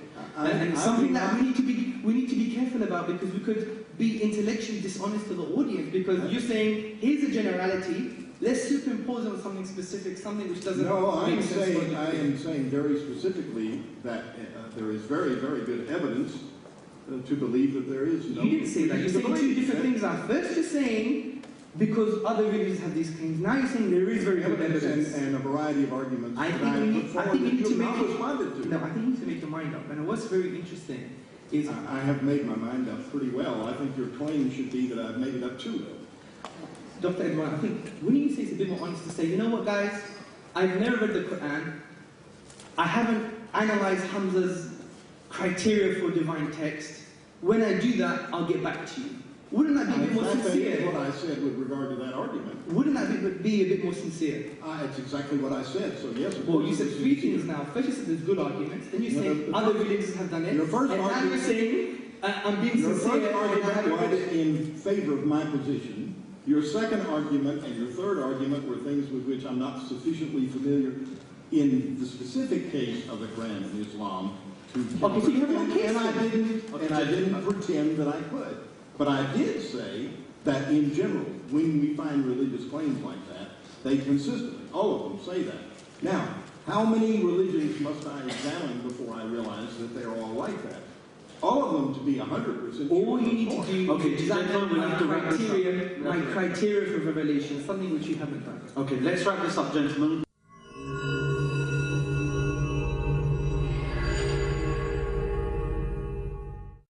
It's now over to you, the audience. We are going to have a question and answer session now. There are 2 microphones in the aisles. We invite you to queue up. People can also send in questions via paper. And we will take the microphones alternately. So we are now going to have a question and answer session where you can address any of the participants of the debate tonight, or indeed both of them. So please queue up, and we will take the first question from my right shortly.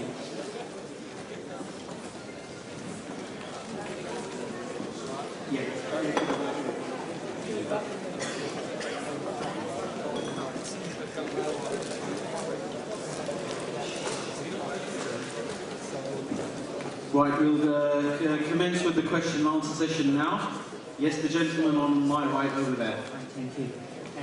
Peace be upon all of you, brothers and sisters. I've just got some questions to clarify. Hopefully I can get a calm and logical answers for all our educated audience here. I'd just like to clarify, I would like you guys, if possible, to really clarify, assume as are dummies, yeah?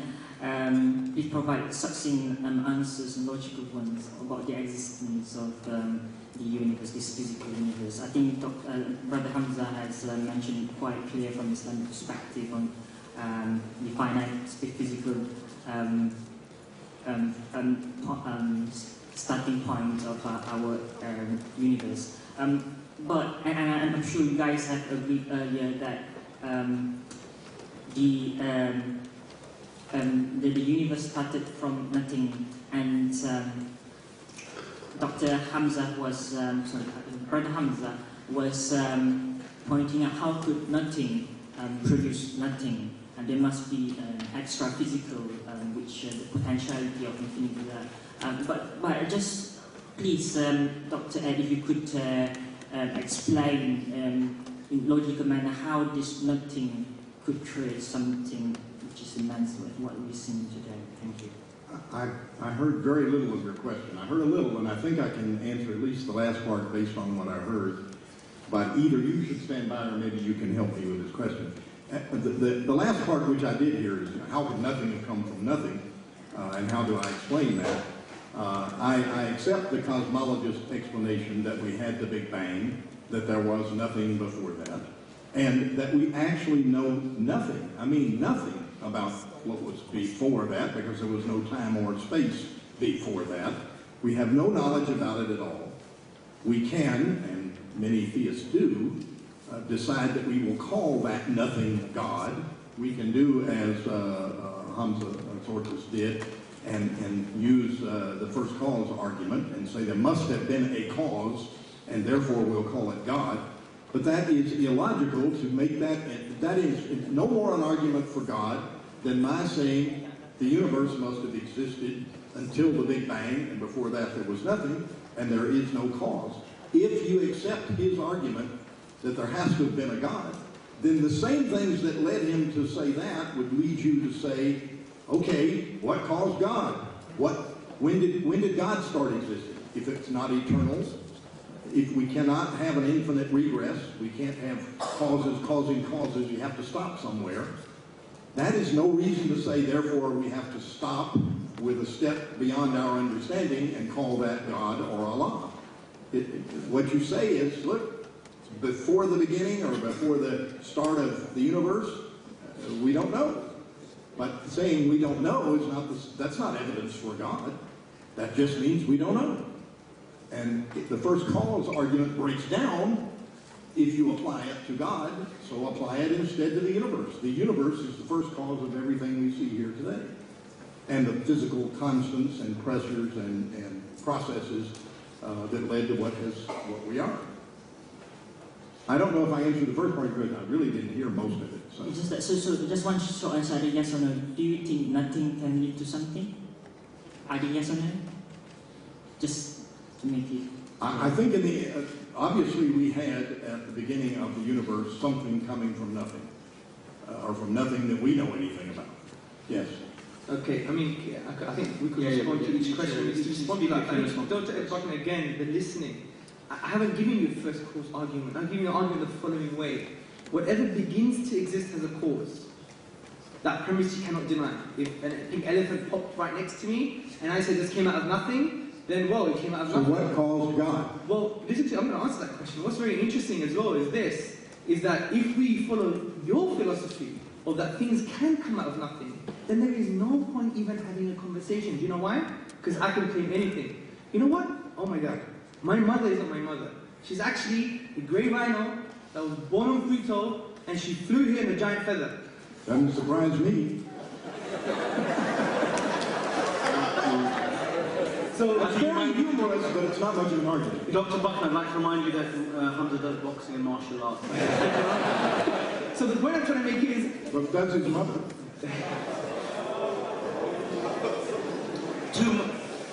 Okay, let me just finish the question. I think two mama cusses is too much for you. I think we have to put a stop to that. So the point I'm trying to make is this, is that if we go down your route, then we can't have science, we can't have philosophy, we can't have logic, no point opening a bank, no point living, no point discussing, no point searching for truth. So we can't go down that route because it's contradictory and it goes against things that we already know to be true.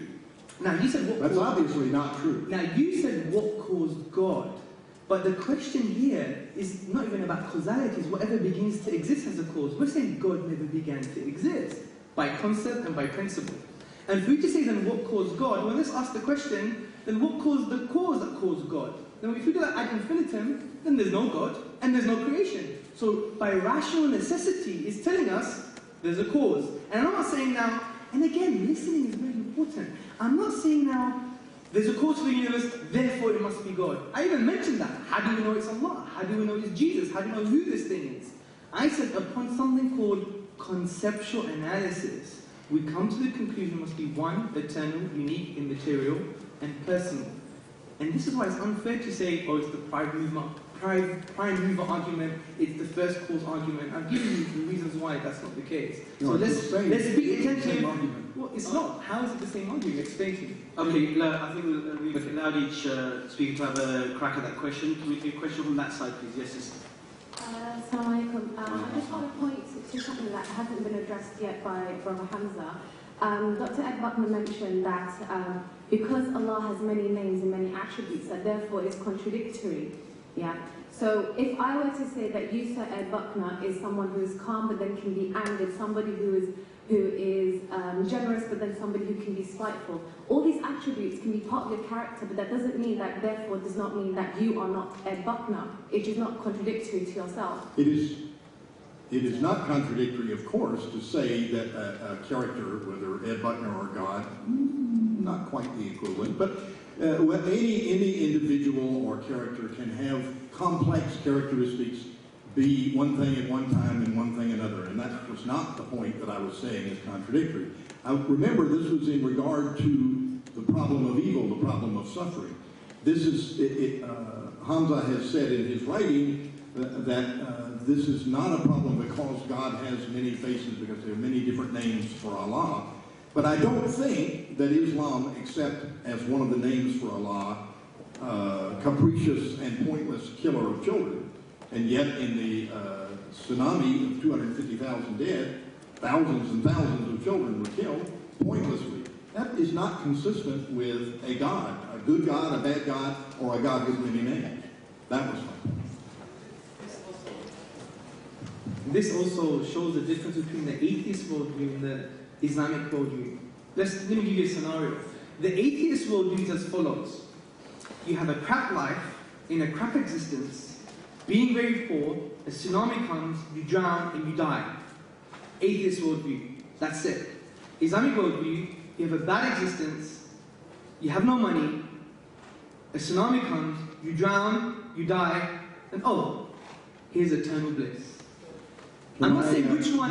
You can characterize the Islamic point of view, but you did not correctly characterize the atheistic point of view. Well, in fairness, you characterize my own mother, so I could do what I like now. No, you didn't characterize it accurately. So I don't like when people don't characterize my views and then claim they have. Okay, my view of the atheistic worldview. And the point is, I think you misread my article, which was quite interesting. You actually read my article. But you should read the Quran first next time, yeah? The point I'm trying to make is this, is that we believe that God has many names and attributes. And one of the names and attributes is that He's the wise. Now, He's what? He's the wise. The wise. There's wisdom in things. Now, you may say, well, I can't see the wisdom. But that's a logical fallacy. It's called an argument from ignorance. Just because you can't see something, it doesn't mean necessarily it actually solves a problem. So philosophically, logically, we solve the logical problem of evil, and it's not a problem. We say, God is all wise. If you can't see the wisdom, it doesn't mean it's not there. I suggest everyone, Muslims and non-Muslims, to read a very interesting chapter of the Quran, which is chapter 18 of the Quran, that has an amazing narrative between Moses, peace and blessings be upon him, and this personality called Khidr. And they have this amazing narrative going on about the wisdom of God. And if you read it, I think it solves the problem of evil from the point of view that God is also all wise. But there's many other reasons why we believe the problem of evil is not actually a problem.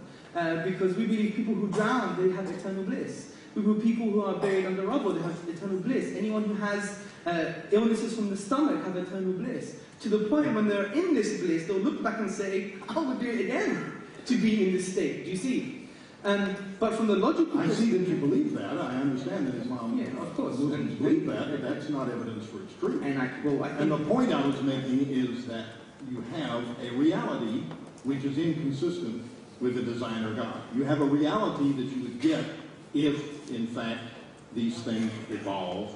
Biological evolution, the evolution of the universe, the breaking up of planets, spinning off, and so forth. You have physical forces that do terribly destructive things that obviously don't care about human beings. I'm not trying to say that your God is evil and goes around killing little kids. I'm trying to say that the natural forces go around killing little kids, and that's inconsistent with the existence of any God. No, it's not. It's inconsistent. It is, whether you say it is or not. Well, that's fine. You can speak by yourself. But the thing is, let me give you my perspective. It's inconsistent if you believe God is just good. Muslims don't believe God is just good. If it's just good, like I know Christian theology has developed a lot now, but many in the past, they thought God is just love. I don't see much love, therefore, oh my God, what's the problem? We're saying we have a little bit more of a comprehensive view on who God is. He's the just, He's the kind, He's the wise, He's the one who punishes, etc., etc. And these are reconcilable concepts that deal with reality. He's the one who killed several 100,000 people, and we can't understand anything about why. But no. So that makes him... See, there's a difference. If you don't understand why, it doesn't negate existence. Again, that's a logical fallacy. An argument of ignorance. It just because the basis for believing that it makes sense to believe in a God when you have such an irrational physical process. You are conflating from an existence of something, again, ontology, to finding out things about something. So you're always conflicting between ontology and epistemology. I'm saying you're doing that that, you're trying to find swaying out something about like God, a boat on a very dodgy ocean. God makes no sense. Okay, I think That's why. arguments you made already. Let's move forward. Let's move forward. Let's question from that side, please. Bismillahirrahmanirrahim. Assalamualaikum warahmatullah. And good evening to all. My name is Firdaus. I'm a Muslim in faith. I'm from Malaysia. I have a question to both of you. What if you are wrong? I repeat, what if you are wrong? Okay. And specifically to Brother Dr. A, I have a Quran for you as a symbol of friendship. What if you're wrong, Quran? Please you have to read on the plane home. He's giving you a copy of the Quran, so whatever.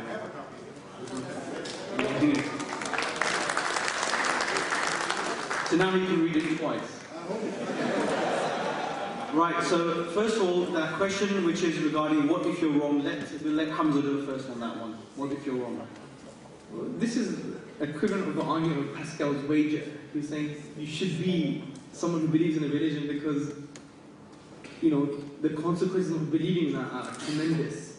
I think the question is wrong as well because the question assumes relativism and skepticism and something that I don't really think is a valid worldview, that you may be right, you may be wrong, it's all relative, there is no real truth. So I don't agree with the philosophy behind that question, but just to entertain it, if I'm wrong, then it's fine. If he's wrong, he's in trouble. It's very interesting that you don't think Pascal's wager is worth considering and then you just repeated it. Well, just for the human. Let me comment on it. There are a number of reasons why there are problems with Pascal's wager, and you should stop when you had finished rejecting it and not repeat it, getting the wonderful laugh from the audience. In fact, what if you are wrong implies there are only two possibilities, and there are thousands. There are thousands of religions in the world, and many of those religions will insist that you believe their particular view, or else you go to hell.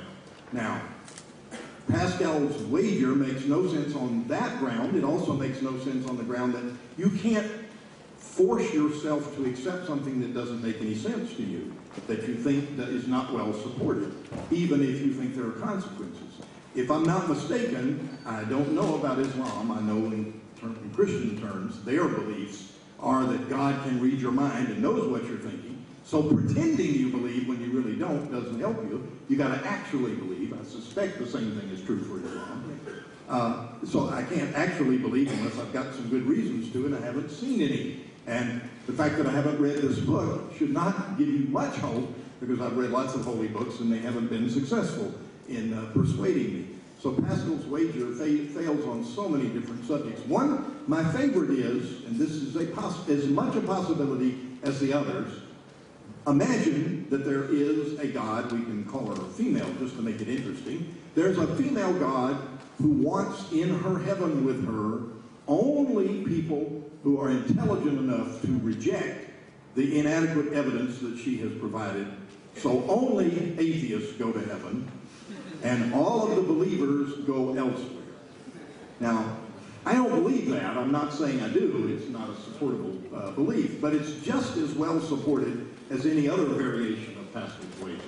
So and a more serious answer to the Pascal's wager question is, if he is wrong, then he has wasted a great deal of his obvious talent as a speaker and his considerable energy and time and education pursuing a will-o'-the-wisp that will carry him nowhere.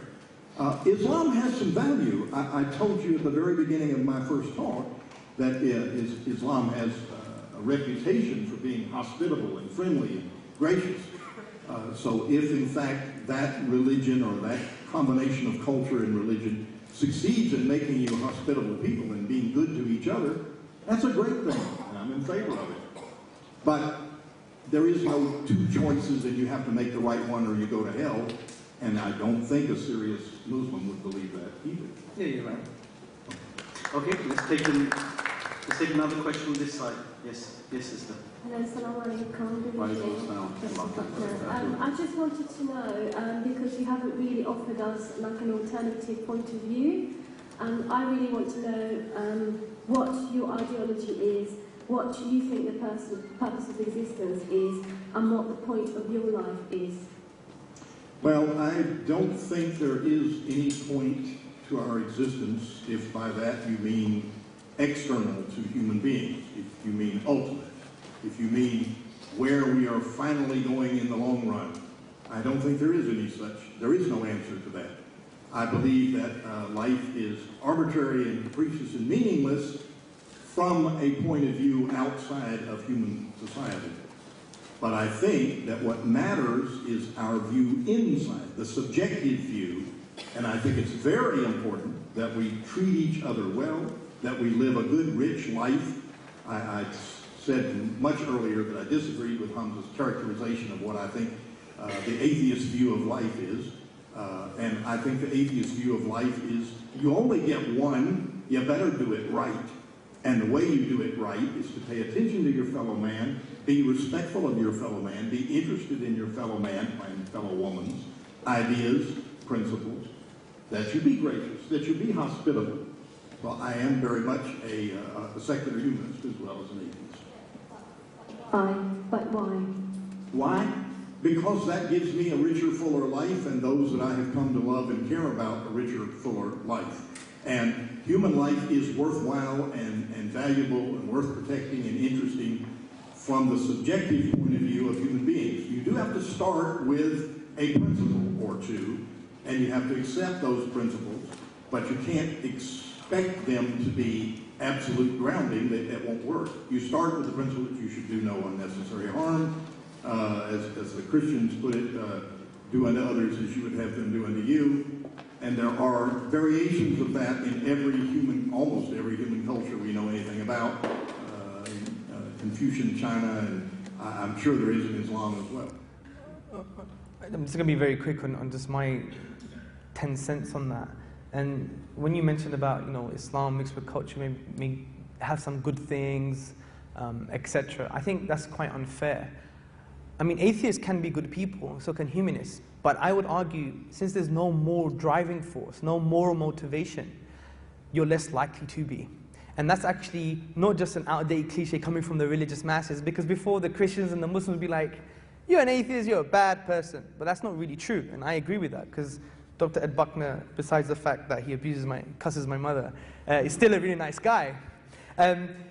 For example, in 2000, political scientist and Professor Robert Putnam, he surveyed 200 volunteer organizations, and it showed that there was a positive correlation between religiosity and membership to these philanthropic organizations. This is why the Index of Global Philanthropy says religious people are more charitable than non-religious, not only given to their own congregations, but also regardless of income, region, social class, and other demographic variables. And I think the reason for this is not an accident, because there's a positive correlation, is because there's a moral driving force, something that the sister was talking about, and purpose. And to add to the purpose, I mean, we attribute purpose to the most ridiculous things like moths and insects. For example, there's a particular moth that its job is to eat the excrement of a moth above it when it's drinking the sap of a particular tree. Now, if there was moth genocide and we killed 6 million moths, we wouldn't really care. But we attribute purpose, which is almost like the toilet of the first moth. But we want to attribute something purpose to ourselves that's more dynamic and has something more creative. And from the atheist position, we could infer, and I think we can, that we're just on the sinking ship. We're on the Titanic, aren't we? Because the universe is going to die out one day. It's going to suffer heat death. Nothing's going to happen. So we're on the Titanic. What's the point of reshuffling the deck chair or shaking the hand of an old woman or giving her a glass of milk or whatever she drinks? But the point is there... No, but let me make the point. You could argue when I've made the point. So it's clearly a fallacy in that you are... I have to make the point. Only if there's an ultimate purpose can we care about each other. No, I'm not saying that. I'm not saying that. But when you reduce it to relative purpose... You only have one life, you have to do it right. Yes, but when you have relative purpose, the issue is when someone could decide to have a purpose to basically, I have one life, I want it to be full and rich, well, let me steal, let me eat as much as I can, let me be like certain hegemonic empires, take all the resources, give none to no one else, and we have something called, which I call atheist capitalism in a way, which has this world view that a very minority would have all the resources And most of the world, like 2 billion people on the planet, don't even have sanitation and food and water. I mean, this is a disgrace. And I would argue because there is no moral motivation. I agree with you, with your stance on relative purpose, but if you don't have moral motivation, you're going to have the state of affairs that we have today. Okay, there's quite a few people on this side, so I'll take a question from this side again. Yes, well. Thank you to both speakers. I really enjoyed the debate. I really enjoyed listening to both perspectives, and I found it very informative, very educated, and it's something new for me, so I'm very grateful for that to both of you. My question has sort of been covered earlier, but I really appreciate a much more clear response from Mr. Ed Buckner. With regards to the afterlife, as Muslims, we believe that after we die, our soul will live on and we will be held accountable for our actions, our intentions, what we did, what we saw, what we thought, and so on and so forth. What is the atheist alternative to this? Can I, as someone who you believe should consider atheism, truly believe that my end, as a normal, boring, average student who lives in London, having not murdered anyone, not raped anyone, not robbed anyone, will be exactly the same, soil and worm food as Hitler, who killed 6 million Jews, and because of whom 65 million people died in the world wars, as Peter Sutcliffe, who raped and killed 17 women. Is my end really the same as this, as George Bush, who's responsible for the murder of hundreds and thousands in Iraq and Afghanistan? Is my end, my normal, boring existence end, the same as all these?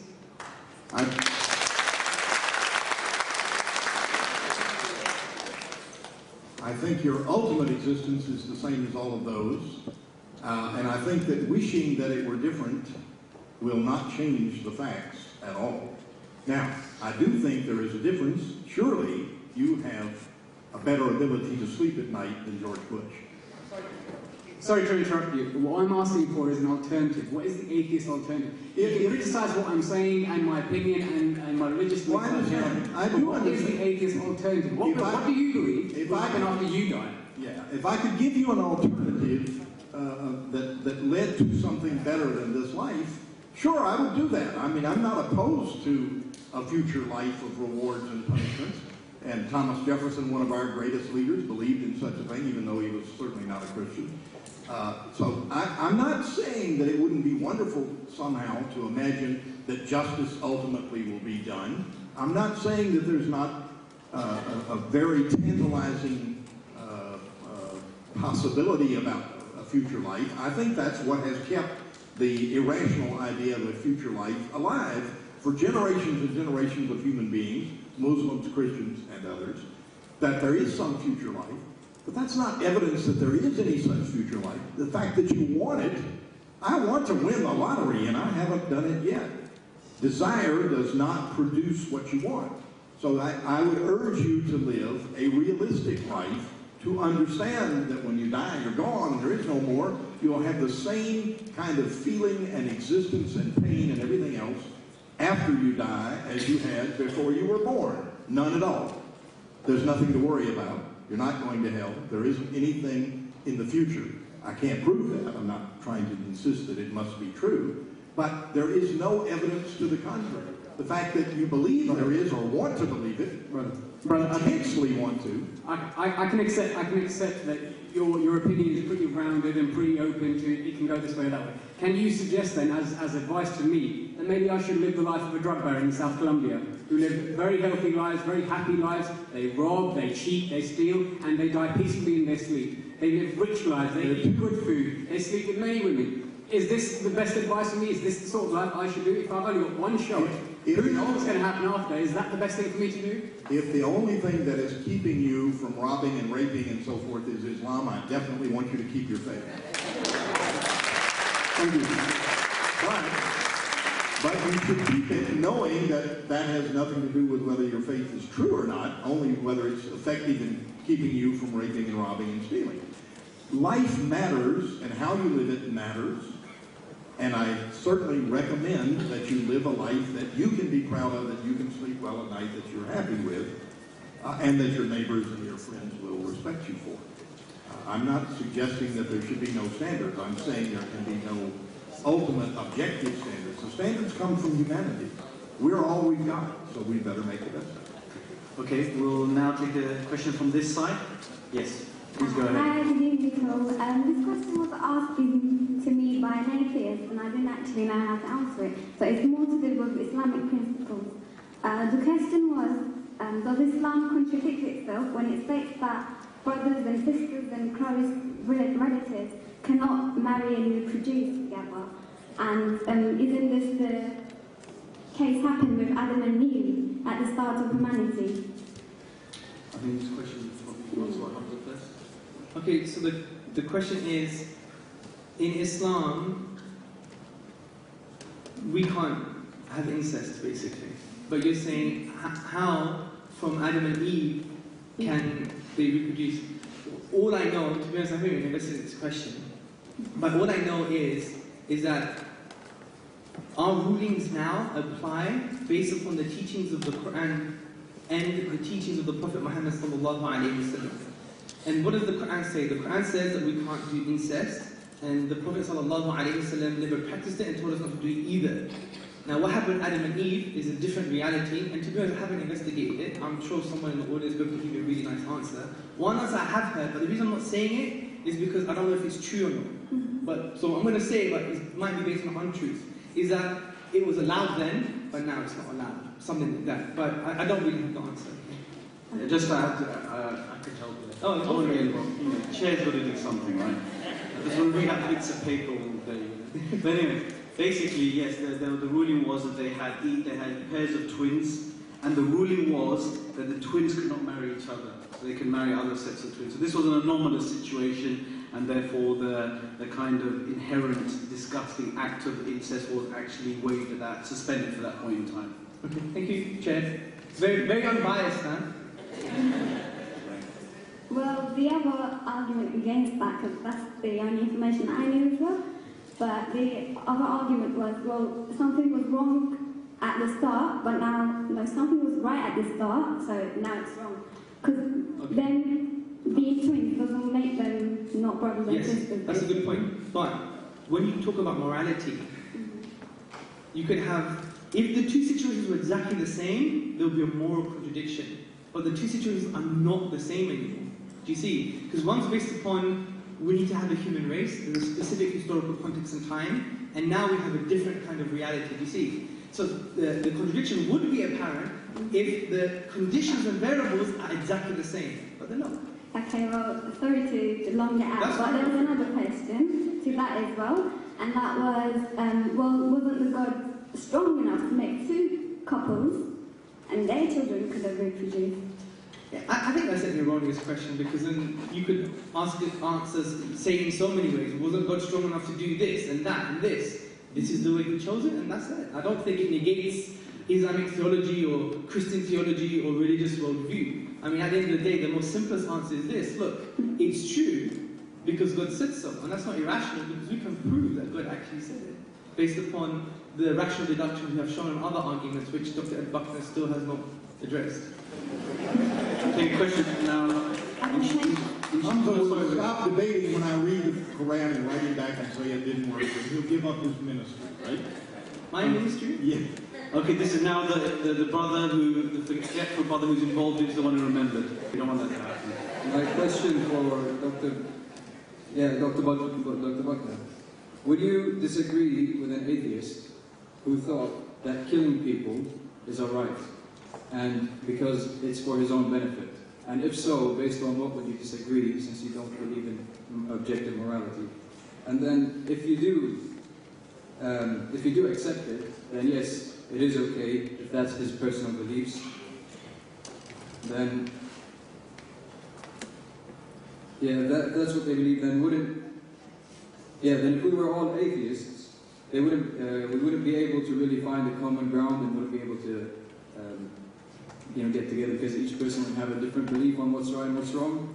And so is it not better for the world to not accept atheism, because it wouldn't cause any, like I said.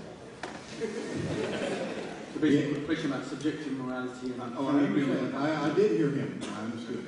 At least I think I did. If I misheard him, he'll tell me. I hope. If I knew an atheist who thought it was okay or a good idea for him to kill some people because it would be an advantage to him, would I argue with him, and if so, on what grounds? That's summarizes more or less what you said, yes? The answer is, of course I would argue with him. I would argue with him on a number of grounds. First and foremost, criminal law. I mean, he's going to get put in jail or executed if he engages in those things, so it's not in his best interest. Secondly, the basis for criminal law is because we human beings matter to each other. We should have standards that prevent killing under the circumstances you talked about. In different cultures, at different points, in different times, killing in some ways is permitted, and I think that's true for Islam as well as for others, for capital punishment, in self-defense, and that sort of thing. There get to be very serious disagreements about these moral standards. And by the way, secular countries like Sweden and Japan, have lower criminal activity and lower problems with the things we usually associate with morality than the more religious countries do. The U.S. My question is, would you accept that he thinks it's okay to do whatever? No. Why? Why? Because we human beings are social animals. We're not in this on our own. Yeah, but that's what you believe. That's what you believe personally. There's I would disagree with him. Consensus. I would disagree with him. And if there was an atheist consensus, then wouldn't that mean that atheism is just another religion? I don't think atheism is just another religion, and I would disagree with that atheist on pretty much the same grounds that Hamza does, except that I wouldn't refer to the Quran or to Allah in explaining it to him. I would say it's not your best interest, it's not in the interest of society, it's against the law, it's destructive of culture. So you're referring to yourself then? Which is all anybody does. Yes, and him referring to himself is better to kill whatever person. Maybe they knew the dark secret. No, it's the same for everybody, including my good friend Hamza here and all of you. No, you would say that it came from God, but in fact it does not. Our moralities are not based on our personal reference. It's based on what God tells us through the Quran. But you're saying that we should base our beliefs on our own reference. I'm saying you do base it on what your culture, what your evolved social setting has taught you. Well, and then you say, oh, okay, it's reinforced by what's in the Quran. That's what I believe, or the Bible, or whatever, the Book of Mormon. So but in fact, human beings don't behave that way. In reality, human beings develop what they want to do, then they find standards for it, and fortunately, there are many standards that we can develop out of self-interest. Out of, it's not, my friends, the objectivists, claim that that's an objective standard, and I disagree, but it is a basis for developing moral standards, and it's one we use and have for thousands and thousands, probably hundreds of thousands of generations. Okay, we'll finish that discussion there. We'll just take one more question from this side. You are welcome to come and speak to any of the speakers after the debate tonight and address your questions personally. So thank you very much for being patient. Unfortunately, we've only got a fixed amount of time. So we'll just take one question from that side and then we'll have the final 3-minute summary from each speaker. Okay, I've got 2 questions. The first one is, how do you explain the fact that we are on Earth and that we exist as atheists? How do I explain that we human beings exist? Yeah, how do you explain the fact that we're here talking now? Well, it'll only take me a few hours, but let me give it a stab. Biologically, we exist because of evolution. The processes which are now very well understood evolved from a variety of other animals. I started to say lower animals, but actually there's no lower and higher in evolution. But if we evolved from animals, how come there's still those animals around today? Well, all of the animals that are around today evolved from earlier varieties of animal, and if you trace it all the way back, we have common ancestors, but it's not that we replace the monkeys or that we replace the insects. All of the animals and plants and bacteria and other forms of life that are around today evolved from earlier forms and ultimately probably from only one form. And how that happened, no one knows yet. And I certainly don't claim that I do either. Now there's something that's far more important probably, at least to us, than mere biological evolution, and that's cultural development, which has some things in common with evolution, It does change over time. It does get selected out by various pressures, but it's not at all the same thing as biological evolution. And I don't think that that tells us what our moral standards should be in either case. Our moral standards have to come from how we think we should treat each other and how we should have a rich and full life. And pretending that they came from a God doesn't help in any case and often hurts in many cases. So how we got here is a long and complicated story, and it is a matter of cultural development, learning from each other from generation to generation, and from group of human beings to other human beings, as well as biological evolution. Okay, can I just say that, do you think there's a reason for everything that happens? I'm sorry? Do you think there's a reason for everything that happens? I don't understand about everything. Like you said, for everything that happens, there's a reason for it. There's a cause. I think within the natural world, within anything we know anything about, there is a cause for everything. And the ultimate cause is the universe itself and the processes that are developed, that are the physical processes of the universe, and that they did not have a cause. And I think that that is exactly equivalent, theoretically, to saying there's a God and he didn't have a cause. You know, you don't really have a first cause available to anybody, whether they're religious or not. You have to say somewhere it started. You want to believe it was a God. You can say it was Allah, but you have no evidence for that. I say the universe. The natural universe just is. It's a brute fact. It wasn't caused. We don't know why the Big Bang happened. It probably wasn't a why, an answer to that.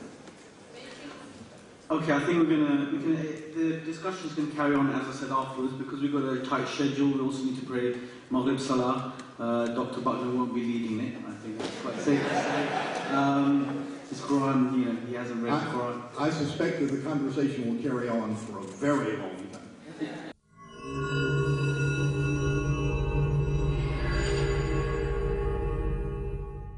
Ladies and gentlemen, brothers and sisters, first and foremost, thank you for being positive participants in today's discussion. I think what we have understood here, that there wasn't any strong case for the atheist worldview, and the arguments we proposed today were not deconstructed. So there wasn't a deconstruction of the Quran. Obviously, he hasn't read it, and he came here in absence of information. Secondly, there was no deconstruction of the truthfulness of the Prophet Muhammad sallallahu alaihi wasallam and the rational and logical deduction that we delivered today. Significantly, there was a misconstrual of the first argument of that God makes sense of the origins of the universe, misconstruing it with the prime mover argument and the first cause argument, which wasn't. And I give you the logical summary of it. Whatever begins to exist has a cause. The universe began to exist, therefore the universe has a cause. Since premise 1 and 2 are accurate and sound, the conclusion is sound and correct, something that Dr. Ed Buckner hasn't dealt with at all. But you know what?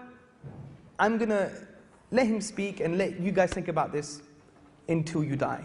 I think what's very important is to speak about something else. I know I have about a minute and a half. And it's actually to reflect on your own sense of being. Okay? What does it mean to be a human being? What it means to be a human being is actually to really introspect very carefully. You know, we have huge egos. We always do exospection. We always look outside of ourselves, but rarely do we think within ourselves. Now, in Islam, we have a concept called the fitra, which is the natural innate disposition, which is supported by external arguments such as anthropologists from the University of Pennsylvania. They said if you put kids on a desert island, they're going to have this inclination for spirituality, this inclination to believe in God and His oneness. That inclination cannot be justified biologically. It doesn't have an evolutionary justification.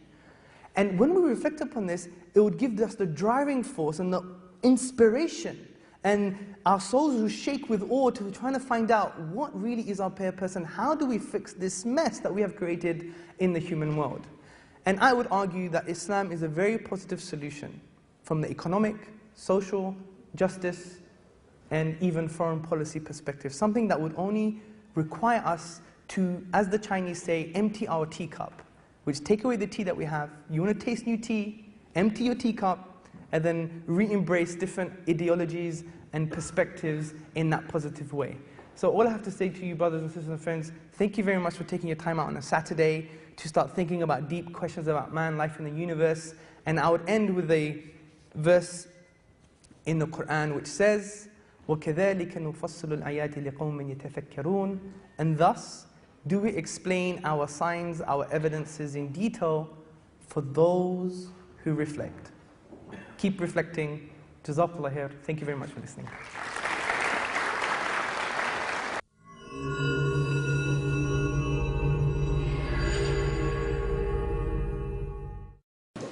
Thank you. Hamza Tzortzis' case depends, as he has said, on 3 points. The first of which proves my side of the argument, despite his saying that it did not. He never demonstrated to the contrary. And the other 2 points are the same kind of arguments you find with any religion, any religious view, and they can't all be right. So it's possible that he's established that yours is the right one. As soon as I finish reading this, I'll let you know.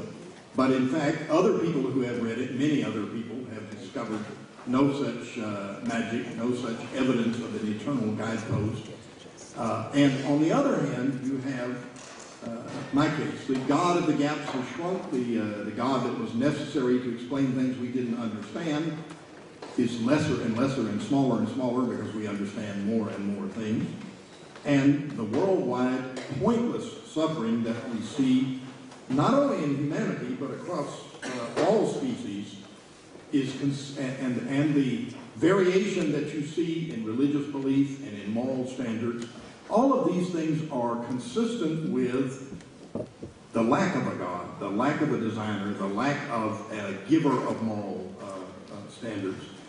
And that does not, I guess, prove atheism, but it's something he has not responded to or answered. We have to test for truth, and we agree on that.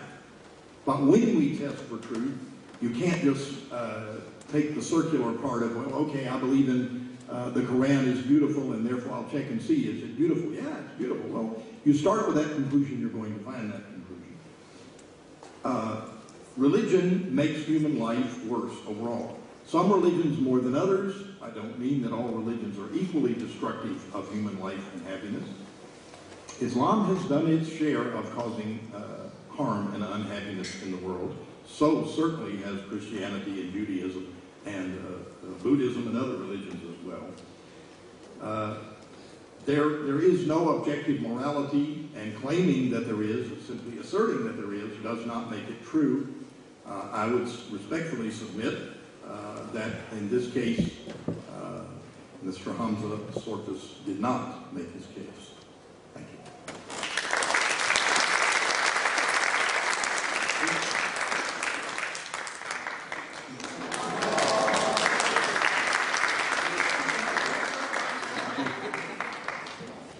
Thank you very much, gentlemen.